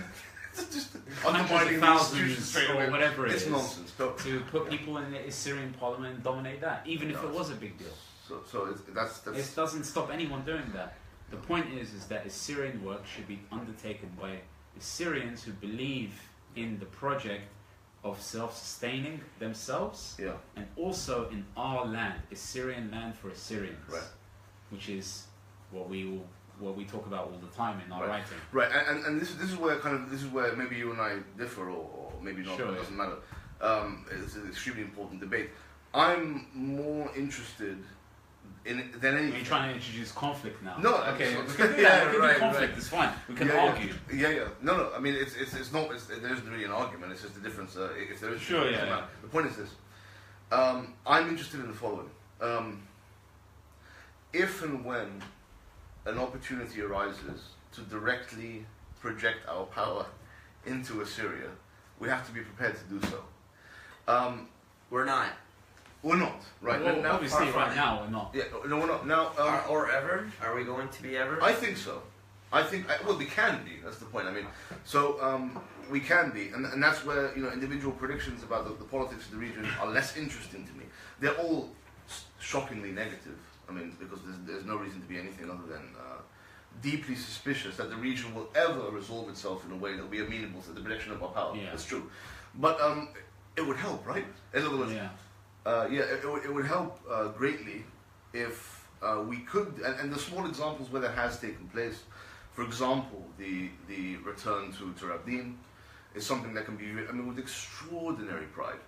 Now, it as an endeavor, it fell apart partially, not fully, because political circumstances escalated so violently and quickly. Of course. But as an endeavor, how many Eastern Assyrians even know about the damn thing? Imagine if there was a system, an institutional system that was sophisticated enough that allowed all Assyrians in the diaspora, more or less by virtue of existing as Assyrians, to contribute to such a thing. Imagine how invested, how connected we would be. First of all, the awareness of it. Second of all, the contribution. Exactly. It's a two-pronged thing. And there are so many things that Assyrians, like all people, without a system, without an institution, would agree on. Things like it's good to have some of our resources channeled towards Assyria. It's good to have some of our resources channeled towards the preservation of our culture in diaspora. It's good to have an Assyrian studies chair in a university, etc. There's a lot of things that will be good, but we need to be prepared to put the work in to do that. Okay, that's the issue. There are many members. I'm tired of people just talking about it, and which is funny enough what we're doing right now. But I'm tired of people, in terms of the larger Assyrian population around the world, saying we want these things. Okay, let me qualify that with two different kinds of talking. Again, to use the example again of the very kind of unlettered, boorish, full vague Herman Shaheen, the leader of the AOA in Australia. Look at the way he talks about his work, right? And compare it to what Michael Uash did 3 years ago at the Assyrian Convention, where he said this is why ISDP didn't work. That kind of talking is priceless. And even when I heard Michael give that presentation, I was really, it had a profound impact on me. Because I'd never heard an Assyrian say anything like that. It hasn't happened. You never really hear an Assyrian say, this is what I spent the last 5-10 years of my life doing, and you know what, it failed, now I know what to do. Right. And this is what we should do. So that's my qualification to the point about Assyrians talking and not doing. But no, I get that. Well, they often dismiss those mistakes, thinking that... No, the issue is, again, I wrote about this, where people think that we just didn't do it properly. Right. We didn't do it well enough. We didn't have the right people. We didn't fuck up well enough. We didn't fucking. There were, you know, like whatever it is. Like more trainers. The this goal, time around, it's got to be better. The object of our action was fine, but we just didn't do it. We failed doing it. So, for example, if you sit down with Knox Thames, all right, and 100 people can sit down with Knox Thames, and they can tell them. Porn star name. Yeah, obviously. Yeah. That was his original career. So you can 100 people can sit down with Knox Thames, and they can tell him exactly what our problems are and what we need to happen, right? Yeah. 100 people. The issue is that 100 people can tell him in different ways, better than the last way, but it's not going to change our situation. No. Okay, that's what we've been doing for 100 years. Yeah. We've been telling people like Knox Thames, this is what we want. These are our problems. Kurds are hurting us. Arabs are hurting us. We need this. We need that. We've been doing that for 100 years. And you know what?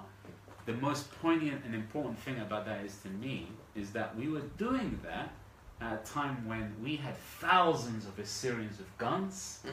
We had 1 million Assyrians in Assyria. We had so much more No power. Yeah, we had so much more in Assyria 100 years ago than we have today, and we were asking for it in a way where we can offer power and strength. And we did work with the British.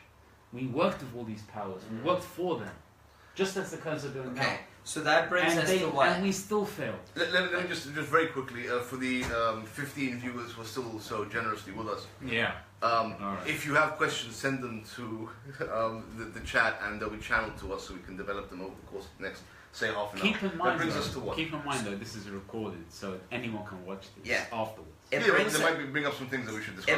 It brings up. Let us know. It brings up this topic of Ganan Ganan, and why that is significant, and why that is a shift in our approach. It's a big shift. It's a massive shift, because for the last 100 years or so, we have been always depending on someone coming to save us, basically coming to our aid, in the form of maybe some Western power aiding us in some capacity, or giving us our land, giving us this. This Ganan concept changes the conversation. Completely changes the conversation. It changes the Assyrian question, really, and I think it empowers us. But this is still I can't believe that it hasn't caught on, because it's such a novel idea. It's not doing the same thing, and people haven't really embraced it or rallied behind it. There's a lot of things to do with that, and I can start with that. I think it's start with that, because that's important. I'll start with that, and you might ruffle a few feathers by talking about this. All of us. Who cares? Of course, I don't give a shit. Point being is that Ganan Kaganan means you have to take responsibility. Right. Okay. So you need to take responsibility. First of all, by your own actions, your words, what you're doing with your life, but also, what are you going to do to preserve Umtanayuta, or being Assyrian, or land, whatever it is, Assyrians in Assyria? What are you going to do to preserve that? What are you going to help Assyrians in diaspora? What are you going to do? Yeah, now what are others going to do for you? The conversation changes from what are you going to do? Yeah. That's what it is now, from what are other people going to do for you? Right. Okay? What are you going to tell other people to do for us? Yeah, what are you going to what are you going to ask for? Right. It changes from what are you going to ask for to what are you actually going to do now. Right.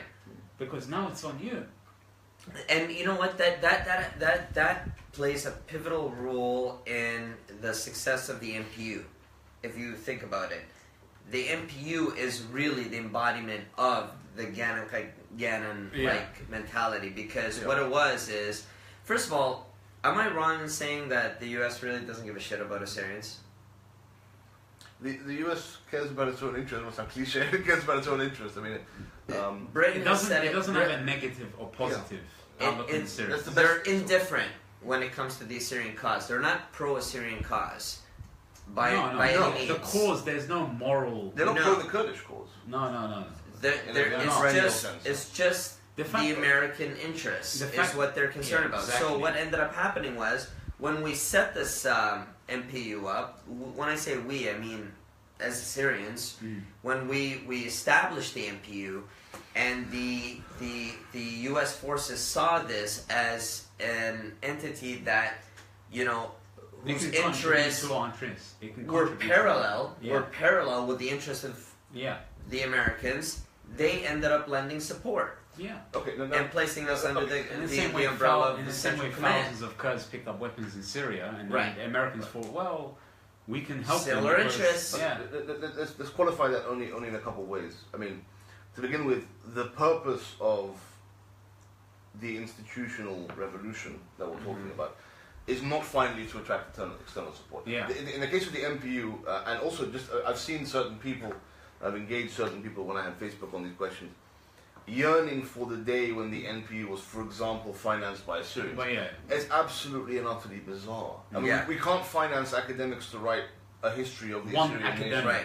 And we want to pay the salaries. But let's break it down further, though, because it was very interesting. Well, we don't pay the salaries for the MPU. No, but of course, we're never going to be able to. We need Baghdad to do that. Right. That's why the MPU aligns with Baghdad's interest and the international interest. Okay, but it's very interesting and important that people leapt to that point. Why?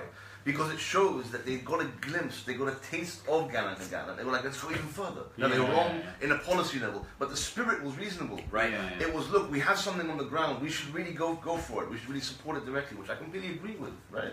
Yeah. But in the particular case of the MPO, I mean, it's a security force. Right. So paying their salaries is not, I mean, we need, again, Baghdad, there's so much damn money in Baghdad. We want to get them to pay for us, of course we should, right? Right. So that's a particular example. But the spirit of the MPU, the ethos of the MPU, the impulse behind the MPU is absolutely what we're interested in. And there are definitely other examples of it. We look at Anthony Narsai, for example. I mean, that's absolutely his work, his endeavors are an example of Gallant and Gallant. Of course. These are Assyrians working for other Assyrians. Exactly. Specifically, other Assyrians, not for anyone else. Other Assyrians. And that is the only thing that will sustain us. Now, once that's, we need to institutionalize that, and the discussion behind that is extremely... Absolutely. I don't think people realize how kind of tedious, how grueling, how academic the discussion behind that is. So on the popular level, we need people to focus on that, right? So the future is, and for most people, it's, and by the way, this is another thing, so, there are different degrees of patience and so on. So for most people, if I were to say our future should be us helping ourselves, right? After a certain point, they would pretty soon start saying, so fucking what, or what do you mean, or what does that mean practically? And there's absolutely no reason. That's a very good question, right?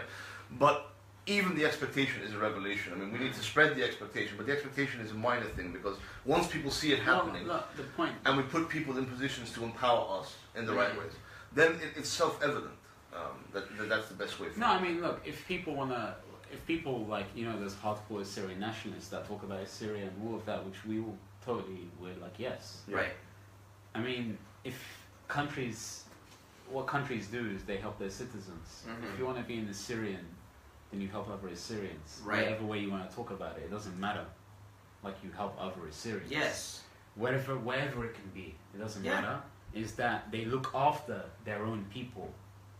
A country looks after its people. And right? The extended family. It's a family that you might not, whatever, but you look after each other. You have different people doing different jobs. You have different people doing whatever they're good at, they do, and you support them doing it. That's kind of good. How is it there are often roughly as many engineers as are necessary, or as many people doing a certain job in a city or a country as is necessary? The conditions exist for those other conditions to arise, right? So the conditions need to exist within the Assyrian nation for individual talent, individual expertise, etc., to arise in its appropriate, proper place. That's what we need in terms of institutional growth in diaspora. That's what's necessary. It's and we all need to join Dwachnosha as well. yeah. Yeah, no, it's very important because the counterbalance to Gannet and Gannet is what I call the gatekeepers, right? I want to get into this subject because it's very important, and it's like a malignant disease that keeps us back from actually realizing the fact that we have some power as individuals to affect things. Right. Okay. So when you get people that say, listen to me, I am doing the work, just support me, and I will do the work for you. When you get people saying, I will do the work for you, and they don't really tell you what's going on. Random Khan is one of them as well. Random Khan is one of them, but there's many other people doing that. Do you want me to name them? Do you want me to go off in that kind of bullshit? Because to be honest with you, there's a lot of them. And there's people in Demand for Action that do that. Like Nuri Kino and Steve O'Shana. They do that. People like that say, we are doing the work. Support us. And you know what? Trust us. We're going to do the best job that we can do.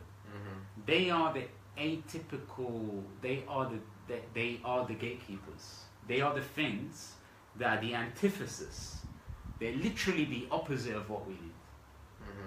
People who do not reveal what they're actually doing, but have contempt for people who are asking questions. Of course. What the fuck do you know about American politics, about lobbying, about of course, what it's like to sit in the room with, in fact, they're outraged. To Qabad Talabani's cousin's brother. I mean, they're outraged when you actually ask them questions, because for them, questions are undermining them. They're undermining their position as a gatekeeper. They're a gatekeeper. They want you to trust them. What could be a louder alarm bell than someone getting angry at you asking them a rudimentary question about their work on behalf of our nation? Right. Not on behalf of themselves. You can't go up to somebody and say, how dare you found a new coffee shop? It's like, no, but you're acting on behalf of the Syrian. You're representing that's the whole the point. Assyrian nation. That's the whole point. It's a very important conversation to have, where we were talking about the whole concept of a traitor, right? And I want to talk about this as well. Okay, so it's one thing where you're working on Assyrian interests, you're working for Assyrians, you're working to preserve and make us prosper. That's one thing. The other thing is where you're working as an Assyrian for other interests. Okay? Interests that undermine Assyrian interests, or go counter to it, or actually diminish us in our own lands. Okay, those are two different things.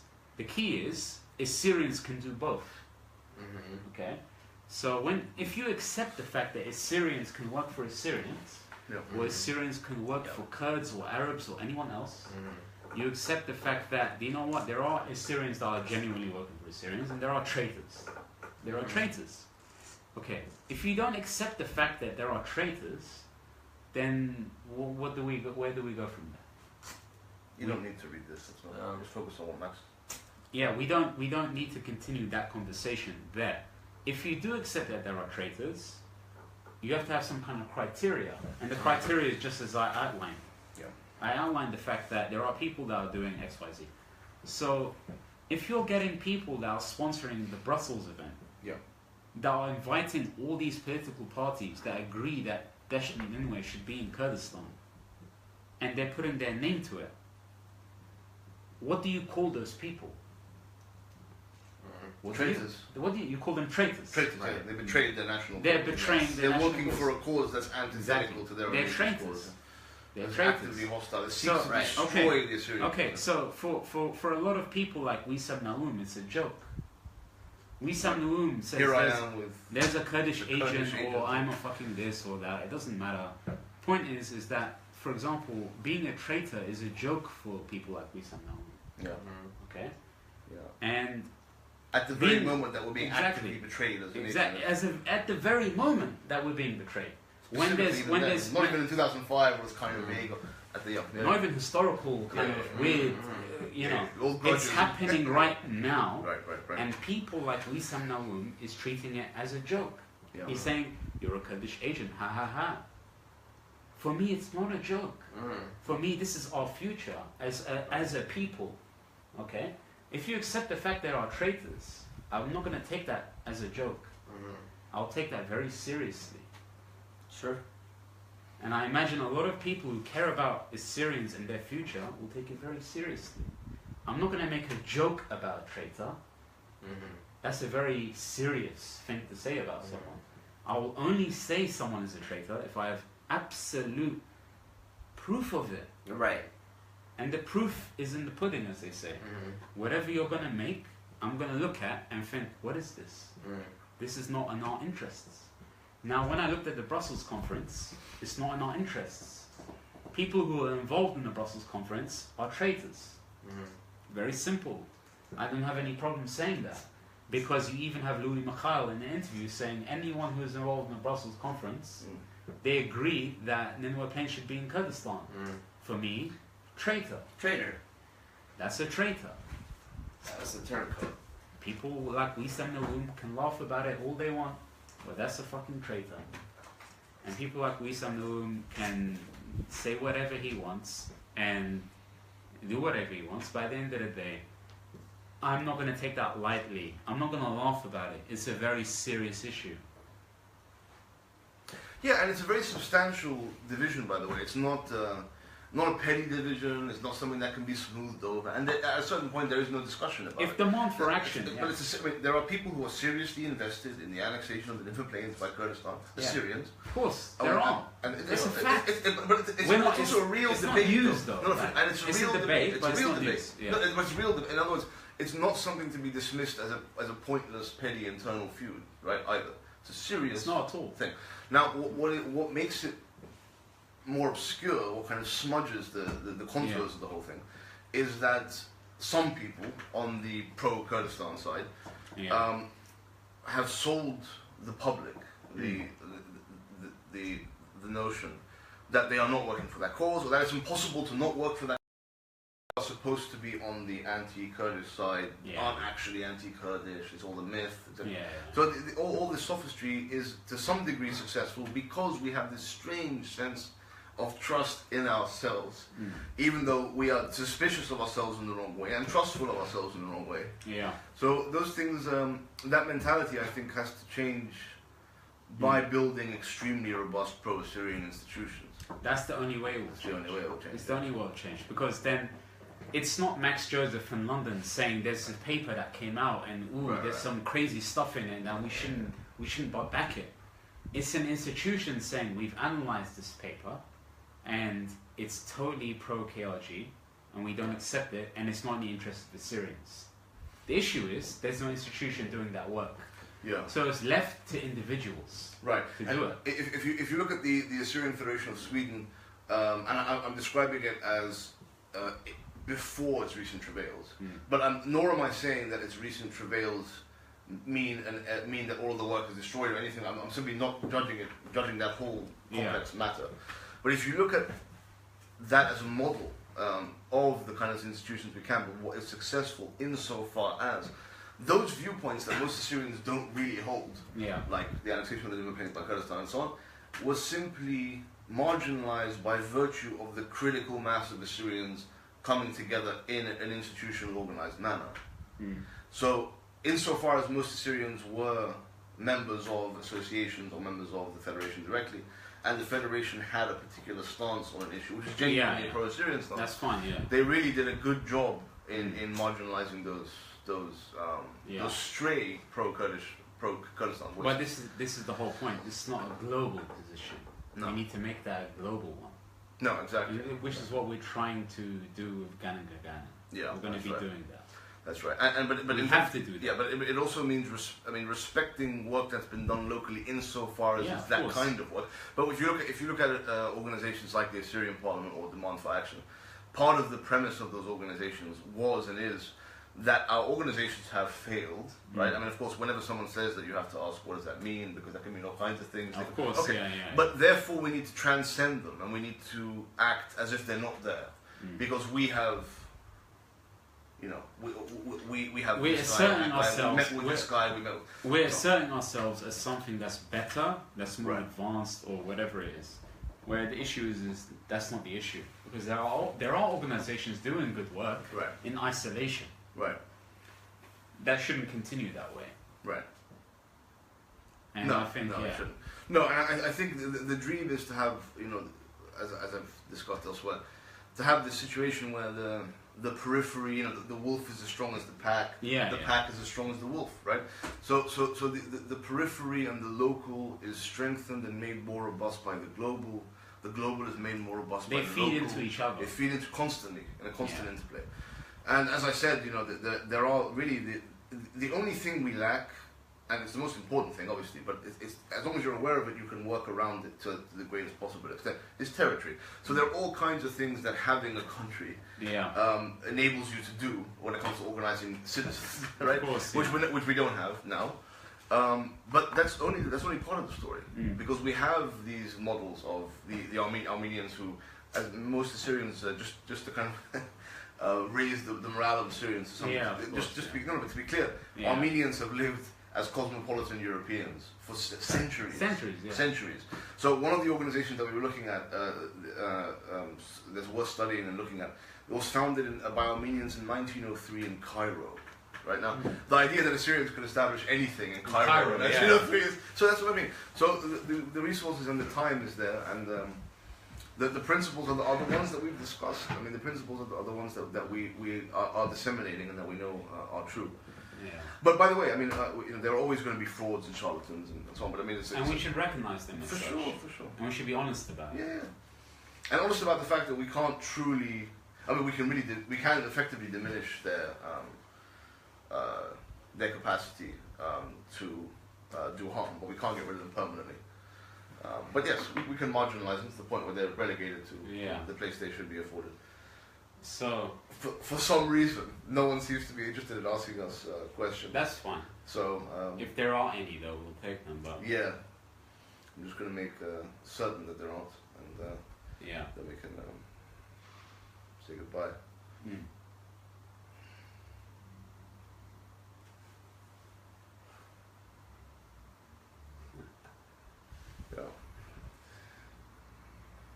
Yeah, we're losing hosts by the minute. Yeah, of course.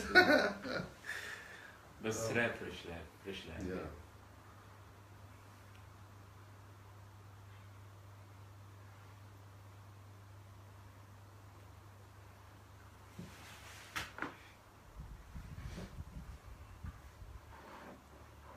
Any feedback?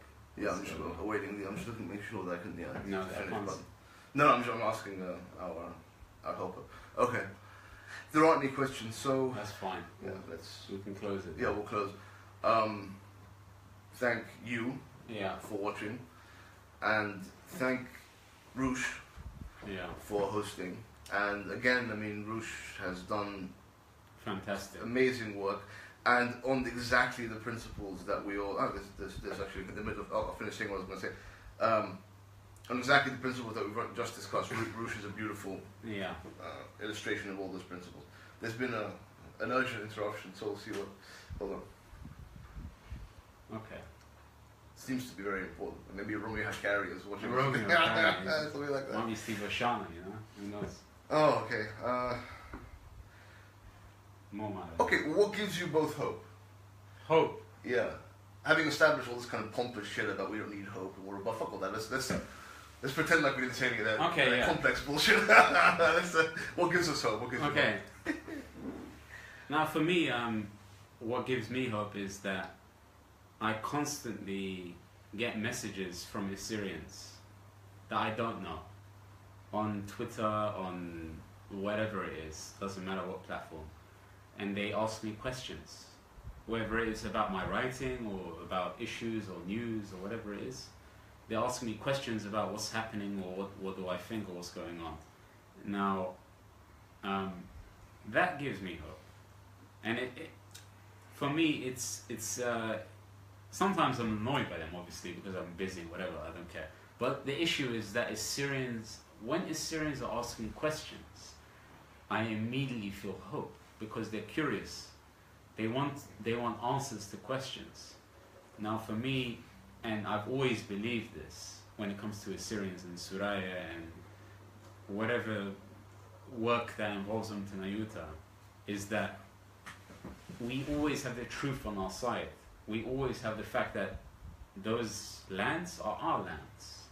We know that this is our language. We know that we're Suraya, we're Assyrians, we're from that land.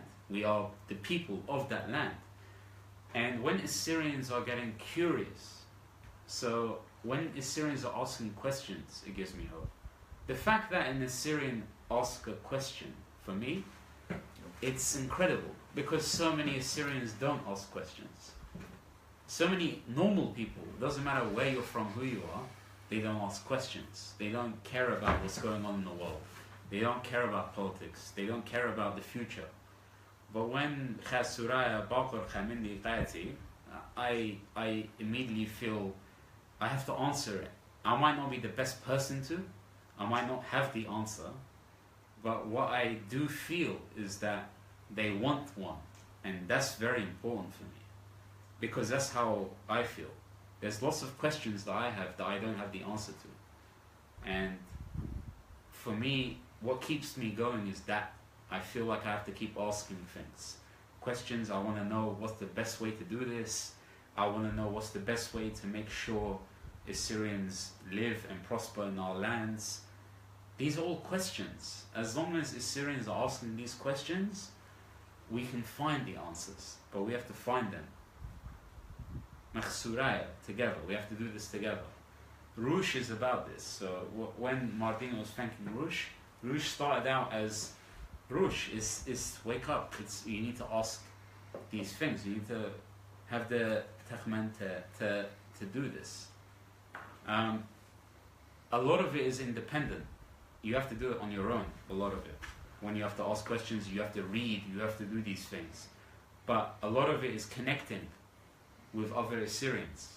Like, for example, me, Mardin, again, this is a personal thing, but I've only known Mardin 7 years. Just 7 years. And I feel like I've known him for much longer than that. Because we always talk, we connect about Assyrian issues, we talk about Assyrian stuff. And we feed into each other, we give each other hope in that sense. Because we know that, for example, if I go home now and I'm sitting there, we're not alone.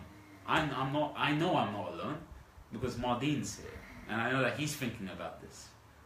And Mardin, I imagine when he goes home, he knows that, you know what, if I have something on my mind, it's killing me, I'm going to talk to Max about it. That's the issue. I feel the same way. When Assyrians ask each other questions and they start talking and they have this kind of mentality, not just in their own country, everywhere around the world. When in Suraya, Suraya, another country, that's brilliant. That's what gives me hope. For me anyway, personally. I have nothing to add to that. I agree with everything you said, and you said it very well. Okay. We've encountered another question. Okay. I'm going to ask the question, and then tell me if you know who asked it.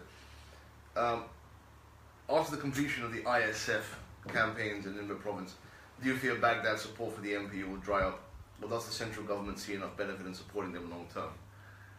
Who do you think asked that, by the way? I don't know, Yeah. I can't. I have like 4 or 5 names in my head. It's Bradley. Bradley. Bradley Brickett. Hey, Brad. Well, anyway, Hello, it's Yeah, I'll answer just before. Go for it. Yeah, just you do it. Say this. I think it's about damn time they did. That is to say, if there is a political will, a collective political will, and I'm obviously extremely skeptical that there is such a thing as a collective Iraqi political will. Why would anyone be anything other than skeptical? Not thinking about pessimistic, optimistic, but profoundly skeptical. If there is such a thing, the first thing they should do is support Assyrians and Yazidis. That's the first thing they should do. There couldn't be a demographic that is more ripe for direct support from Baghdad in furthering the cohesion of Iraq than Assyrians and Yazidis. They always talk about how Nineveh and Nineveh Plains is always like the barometer of Iraq in general. Right, they love selecting that in a kind of they love doing some weird fantasy kind of. The conscience of Iraq. Yeah. They love saying, you know what, if Nineveh is doing well, then all of Iraq is doing well. Yeah, well, Nineveh's fucked, but Nineveh has been fucked for a long time. But I mean, the more, and also I would also say this, that the more the MPU does assert itself, and the more it shows that it is what it really is, which is a remarkably capable, remarkably motivated the key thing force. is incredibly motivated. Motivated, and that's such a rare thing in It's Iraq. it's really And there's also, I mean, in terms of, there are other, of course, there are many negative motivations that exist within Iraqis. but positively motivated. Positive motivations are very rare. So, I think It's literally people from Nineveh defending their towns and villages. Right. But I think the chances of that, I do believe, that the chances of that being recognized by Baghdad have increased based on what's happened on the ground since 2014 by the MPU. I mean, I think it has increased. I mean, as opposed to previously when it was a hypothetical, when it was simply a question of political policy. Now there's something on the ground that simply needs to be continued. There needs to be something continued there. Definitely, the MPU should be supporting. Baghdad should realize that. And I don't.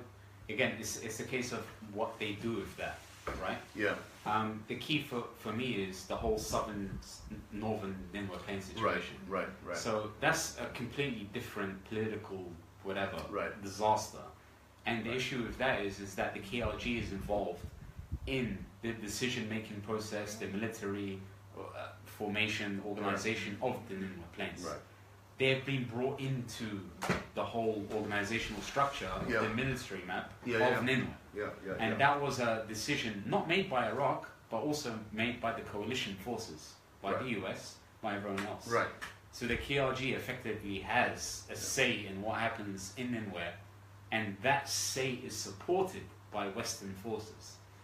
Now, it's very difficult for Iraq to override that independently anyway, even if they wanted to, because they can't even get Turkey out of their country if they wanted to. Yeah. So when you look at a situation like that, you have to think about there's a lot of factors involved, and because the Syrians represent a small minority in Nineveh anyway, like in terms of the whole scheme of Nineveh, there's a lot of variables and a lot of moving pieces there. And all I would say to that is that when push comes to shove there in Nineveh and Nineveh Plains, the only thing that can happen is if the residents of Nineveh make clear the fact that they don't want to be in the KRG, and they stand up to it like they've done in Al-Qush. So in Al-Qush, which is the absolute furthest north in the Nineveh Plains, in Dasht Nineveh, they were all protested the removal of the mayor, and they were all waving Iraqi flags. Okay, so that might seem like, why are they waving Iraqi? The whole point that they were doing that is because they're rejecting the referendum.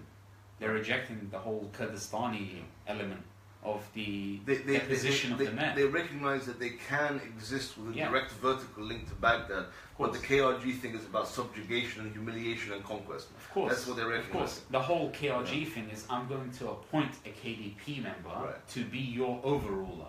I'm gonna appoint a boss to rule you people. And there's a demographic issue, of course. And they rejected that plainly, and that is the furthest tip of Nineveh Plains. Right. That is literally on the border of the demarcated line that the KRG have. And the demographic issue simply being that, in the long term, the subjugation that I'm describing also involves moving Kurds into Assyria like they've done in every single other area. That's important exactly. Thing. So I think over time I've come to kind of view the Assyrian relationship with Baghdad is not really that different to our relationship with foreign governments, right? In other words, there's been a question of kind of lobbying, right? Even though it's citizens of the country. Well, it's the importance of the political party element. Yeah, exactly. But you have connections and links. I say that because the fear is always there, like it is with foreign states, that it'll be in the interest of a particular group of politicians in Baghdad at a particular time to trounce our interests in favor of a direct link with the KRG at our expense. That's the fear locally, but locally is locally meaning nationally. I mean, but I say locally in a kind of implicit recognition that, as you say, I mean, the sovereignty of the state is still as questionable as ever. It's questionable. Sadly. It's questionable when you have Turkey doing whatever they want there, and you have the Western powers just acquiescing. So it's difficult to overrule that as just Assyrians. You know? But wouldn't us having a province in the Nineveh Plain divide our population that's in Erbil and Dohuk from the population in the Nineveh Plains? Well, there's the whole unity argument about the whole BNDP. I don't know who asked the question, but again, I can imagine. It's not that. There's the whole shifting of unification. Right. From annexation to unification. Right. Right, exactly. That's what it is. That's my fear. I mean, in other words, if this question means that why don't we just let the KRG take over the Nineveh Plains? Well, why not? Yeah, exactly. If they mean that the KRG should just have all of Assyrian land, because at least in that sense, Assyrians are all in Kurdistan. So it'd be easier to drive from Baghdad there to Doha because there will be fewer checkpoints. Is that but there won't be any Assyrians in Baghdad. There won't be any. No. So no, the answer is no. I mean, because if you look at the pattern of Assyrians in the KRG, you'll see what's in store for Assyrians in Dashin. That's all you need to do. All you need to do is look at what's happening to Assyrians in Dohuk and Erbil and in Nala and whatever you want to talk about. You will see that land that belongs to Assyrians is just being taken by Kurdish tribes or tribes close to the KDP. At will, with no recourse. At will. There's no recourse to law. Straightforward. There's no recourse to law. Absolutely none. Yeah. And if you think unification is an end goal of itself as a positive, it isn't. If you want to talk about unification in terms of a negative outcome, I don't want that unification. Right. Unification misery is not what I want. Right. Unification under subjugation is not meaningless. That's not an option. It's not an option. It's the worst possible thing. You have to go to the next step when you think about it in long term like that. It's not. Because are the Assyrians in Dohuk or Erbil having fun and they're prospering? No, they're not really. You've seen Dohuk riots in 2010 where Assyrian properties and churches were burnt by Kurds who absolutely detested their presence there. You've seen what's happening in Nala, where land is being taken gradually all the time, and there is no recourse to law. You've seen all of this happen. So why would unification between the Assyrians and Dashin and Erbil and Dohuk and all these other places? It's precedent, it doesn't make sense. Very clear precedent. Doesn't make sense at all. Anything else? No, I don't think so. Okay. Okay, I think we're done. Okay. So there's one more. Okay. Barsino Shana says, I agree with not going under the KRG. However, the Iraqi government is placing Shia, Shabak, and Baratle. Hence, why we can't trust either side. I mean, so I'll tackle this to some extent. Okay. I don't. So question. There's something this is possible. So. It's not about trusting the Iraqi government. We don't trust the Iraqi government. We use their patronage insofar as that's a better way to secure our interest in the Nineveh Plains. The Iraqi government doesn't trust the Iraqi government. Precisely. So the question of the Shabak in Baratle is there has been land issues. There has been incursions in Baratle, and there is mistrust definitely between the Syrians and Shabaks in those areas, and it does make sense that we can understand from the Iraqi government's point of view why they would support the Shabak forces, especially because the ones that are close to them Iraq are very sectarian, very pro. Yeah. So that's an unfortunate aspect of. I mean, it's obviously what you've pointed out, Barsin, is not a reason to favor the KRG over Baghdad. That's the best, easiest way of putting it. You haven't provided an argument as to why we shouldn't favor Baghdad. What you have done is point out the fact that Baghdad is also supporting forces that could potentially do us harm locally in the Nineveh Plain, and there's no way to refute that. I mean, that's a concern. That's a reality given our circumstances, because there's so many forces at work. It just is the case there. Yeah.